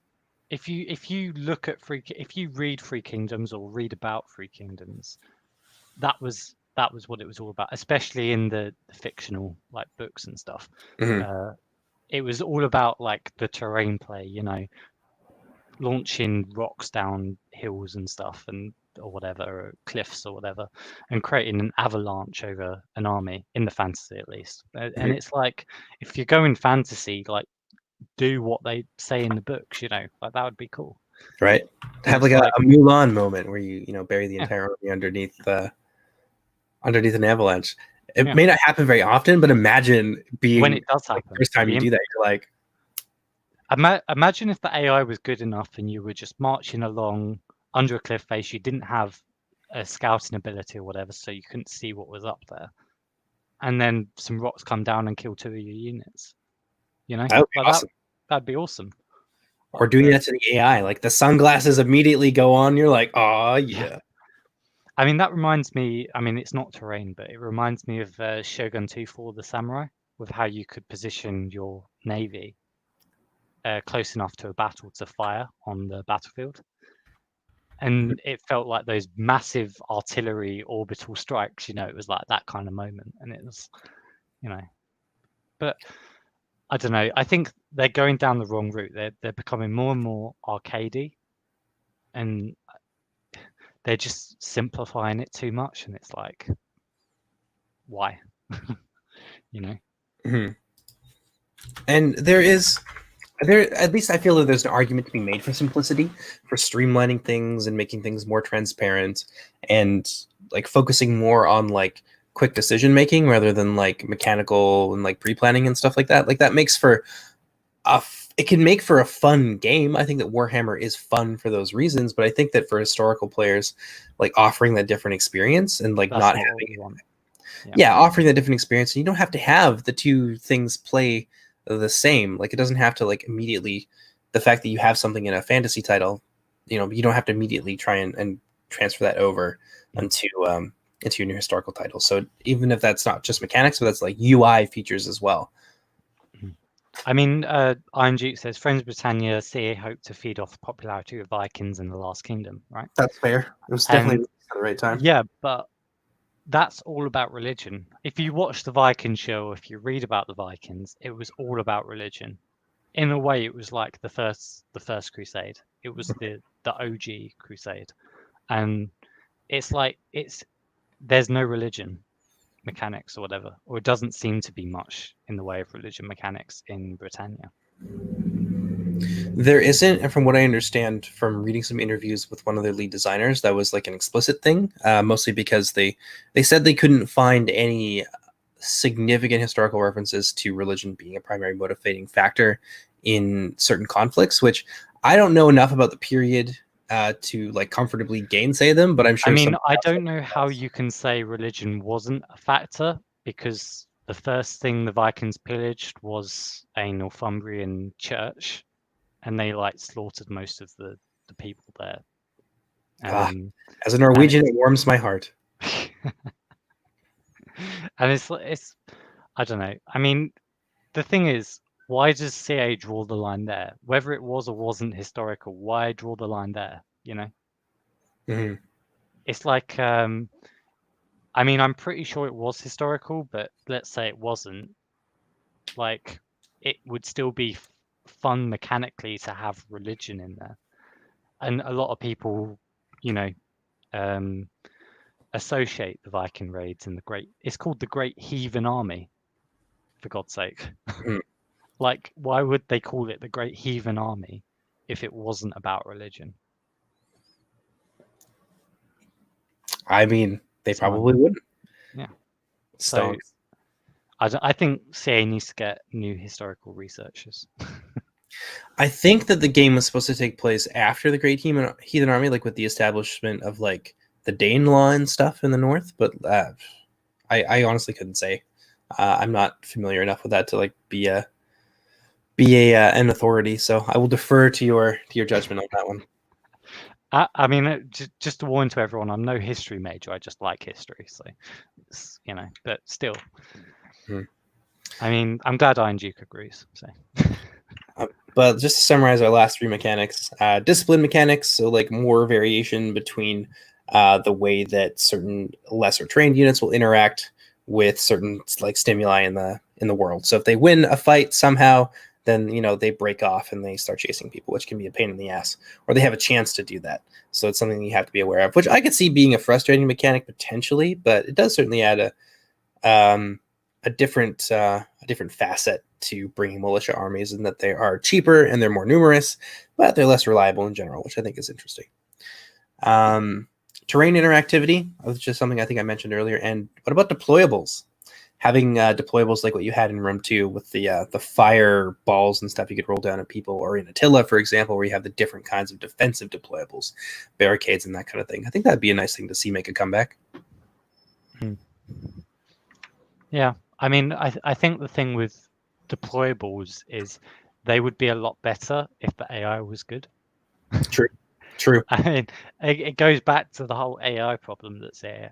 I mean, I don't know if you remember watching the notorious Rome 2 video with whoever was the programmer at the time, being like, this AI is revolutionary. I don't remember that one. Fill me in a little bit. What happened? Well, basically, Rome 2 was like, do you remember the Carthage video of them? I do, yeah. Yeah. So Rome 2, they were really hyping it up and being like, this is, the shit, basically. Mm-hmm. And they really pushed the fact that they improved their AI, and basically it became a meme because he lied. And I'm pretty sure they fired him after it came out or something, because it just was because they had so many AI problems and bugs and stuff. Like the AI would, I think there was a bug where the AI would have its army rotate in a circle or something. I mean, I don't think quote there was me. a siege bug where like they try to besiege and like use their siege weapons, where they'd like go in circles with them, or they just like stop and have the siege equipment be destroyed and then just die. I mean, I remember having a bug where I just played a custom battle, right? And I just gave, you know, I just randomized the AI or whatever, so I didn't do anything. And so I started it. I was defending Carthage, and then the Romans rolled up with their siege towers, but the siege towers are the small ones, and they're not the same height as the walls. So you had these Romans roll up to the walls of Carthage in these like little siege towers. Do they just like walk off to their deaths? Yeah, so the siege tower door dropped, and they just walked into the wall, and it was like an awkward walk into a wall, Oh, I and love then it. they just dropped to the floor and died. I was like, what? Oh, that's just fantastic. Yeah, so it's a. I think the big problem I find we keep going back to is the AI. If they can Mhm. just sort out the AI, they'd solve a lot of these problems. But I don't know. I mean, I just dream of the day when we can get, 100,000 man armies. It's. That would be lovely. I think at the moment we only have the Ultimate Battle Simulator, which, from what I understand, is not very good. I mean, I do like. I know it's not scale wise, but I do like the Ultimate Generals thing that came Hmm. out. Because the AI in that is actually pretty decent, I Hmm. find. Maybe I And should it's give it like a go. if an ex modder of Total War can make a better AI than CA can, like, you know, Mm. it's I don't understand. Speaking of AI, I just remembered I actually do have a video of when Rome 2 first came out, and I was trying to run down a routing unit, and my cavalry just ran in circles. If you guys are curious, this is actually a really old video. So skip up just about to the end, some within like the last like 45 seconds. If you guys want to go see some classic Rome 2 AI shenanigans, then you can go and do so there. But yeah, I think we've probably we've said a lot there. Yeah. We've kind of talked about the pros and cons of a lot of different things, and we've summarized some community discussion here as well. So I think that this has been a pretty good first episode of our podcast, and I hope you guys have enjoyed it so far. As Alex and myself are still pretty new to this whole thing, obviously we're still trying to work out a format that works for us, and basic stuff like what the hell we're going to call our podcast. Yeah, we need a name. So if you guys are interested in giving us feedback, or like you have suggestions for a name, we're certainly open to it. And now I think would be a good time. Like, did you guys like this format? Did you find it to be useful, to be fair? Did we like represent various viewpoints like adequately? Did we let you guys have a say and like kind of help direct the conversation a little bit? Yeah, just kind of let us know. Any kind of changes we could make, constructively. Like, I don't know. It's. Yeah, now you have a nice big list of features that when you have discussions about this and people are like, well, how would you make historical games better? Well, now you have a list of things. Yeah. I mean, Oh, we'll probably put timestamps in this, right, to make it easier for people to view in the future. So people, if they just want to listen to the, features list, they can skip ahead to that, whatever. But I think also at some point we need to get a splash screen for this podcast. oh, we definitely do. So people don't just look at a black screen. If we have any 2D artists out there, Yeah. Gamster Radio. Ugh. Jesus. I don't think you could come up with a worse name if you tried. That'd be okay. I love it. Maybe that's our new name right there. Yeah, we're going to use it ironically. But to finish my thought from earlier, if we have any 2D artists out there that wanted to contribute some artwork to it, I'd be happy to do community stuff, and like we could update our splash screen every so often when new stuff comes in. I think that would be really cool. If anyone out there has the ability and the inclination, would be very. I think that would be very enjoyable. That would make me really happy, to be perfectly honest. And to answer your question there, Alex, WK can talk about this too, because he's in the same Discord that I am with a lot of other players. We can expand the ranks. But there is like a big kind of breakthrough that's made by like a Russian modder about like that expands the things that you can do with Medieval 2 insanely. So swimming could be a thing. Potentially we could have archers that can fire while moving without having to do some like janky stuff with mounts, for example, that would make them vulnerable to spears in particular. Things like that. There's a possibility of things opening up, but as I've mentioned a couple of times here, it is technically against the EULA, so there are dangers to using it. If CA decides they want to crack down on that, it's possible that they might not, or they might not for a very long time. But if at any point they decide that yes, that's what we want to do, boom, you're going to get pulled. You're going to get pulled from ModDB. You're going to get pulled from everywhere. You'll be forced underground. And so advertising on YouTube, advertising on like Discord and stuff is going to become a lot more complicated, I would expect, because they're not going to tolerate people flagrantly disregarding their EULA. Scourge of War, Waterloo. I bet you Gambling has probably played those games, if anybody. I personally haven't. Yeah. Although I did kind of forget about Scourge of War, but it is actually like Total War, but with like really bad graphics. But it's cool because it's but it does have the scale. So that's fun. I like the scale. I'm happy to review Scourge of War at some point. Do you have like do you have a channel or? Yeah, I have a channel that I haven't used for like 3 years, and I have like some weird stuff on it. But yeah, maybe I'll revitalize my channel, or I don't know. Maybe me and J Monster will make a joint channel where this podcast can go and we do other stuff on it or something. I don't know. But why don't you pop it down in the description for now so people can follow you if they. I mean, it's got really bad stuff on it, so because I made it like years ago, But if you guys want to subscribe, then I'll probably make more videos at some point. I mean, I don't actually know how to type in this stream professional thing we have. So here, I'll just send you a link to this video. Just give me a second here. I'll send it to you over Discord, and you can just go onto YouTube. And you can use it there if it's a little bit weird. There you go.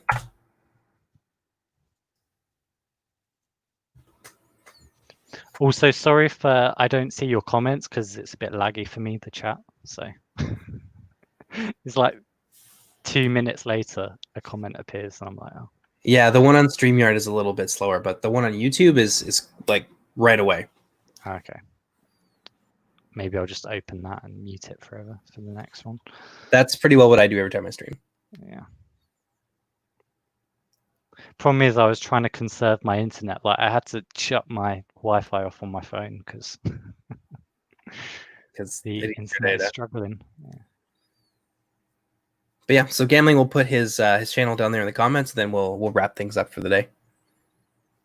Yeah, I'll probably start a historical game review. Problem is, with coronavirus, I don't have much money at the moment, so it'll be just the games I have access to. But, fair enough. Yeah. Hey, I mean, it's Total War Troy is gonna be free on the Epic Game Store. So if you're your soul, then I'll start it off. Although I'll kind of feel like I'm selling my soul to Epic by doing that. I just feel so much guilt as I download the Epic store, I've honestly considered it too, but I think that it's probably more important to stand on principle and say that I don't really support what this does to the players and to the community. I don't mind the fact that Epic exists. In fact, I've argued, for their existence a few times, but I don't like the effect the exclusivity has on the community. So I probably won't pick it up, not even for free. I mean, I'll pick it up just to do a review, and then I'll never touch it again, and I'll probably purge my whole computer. Just, I think that's okay. A nice, tidy, middle of the road kind of response.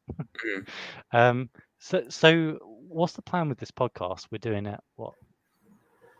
I don't want to say a thing, but I would like to do it every couple of weeks so that we have like a week or so to do research and to do our due diligence. But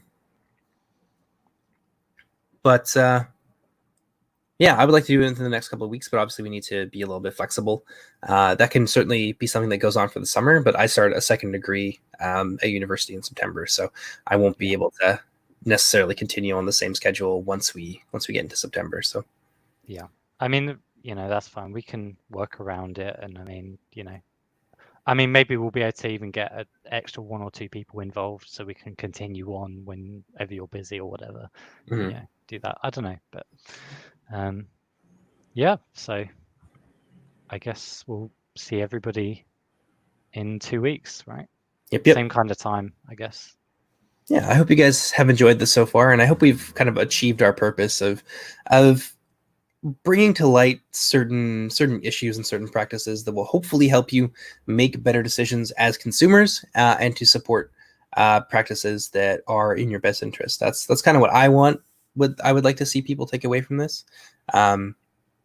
Yeah, so I hope we've kind of done our job a little bit, and that's it was both edifying and entertaining. So Yeah, it was fun. Yeah. All right, so we'll see you guys next time. Take care, everybody. See you guys. Bye. Bye.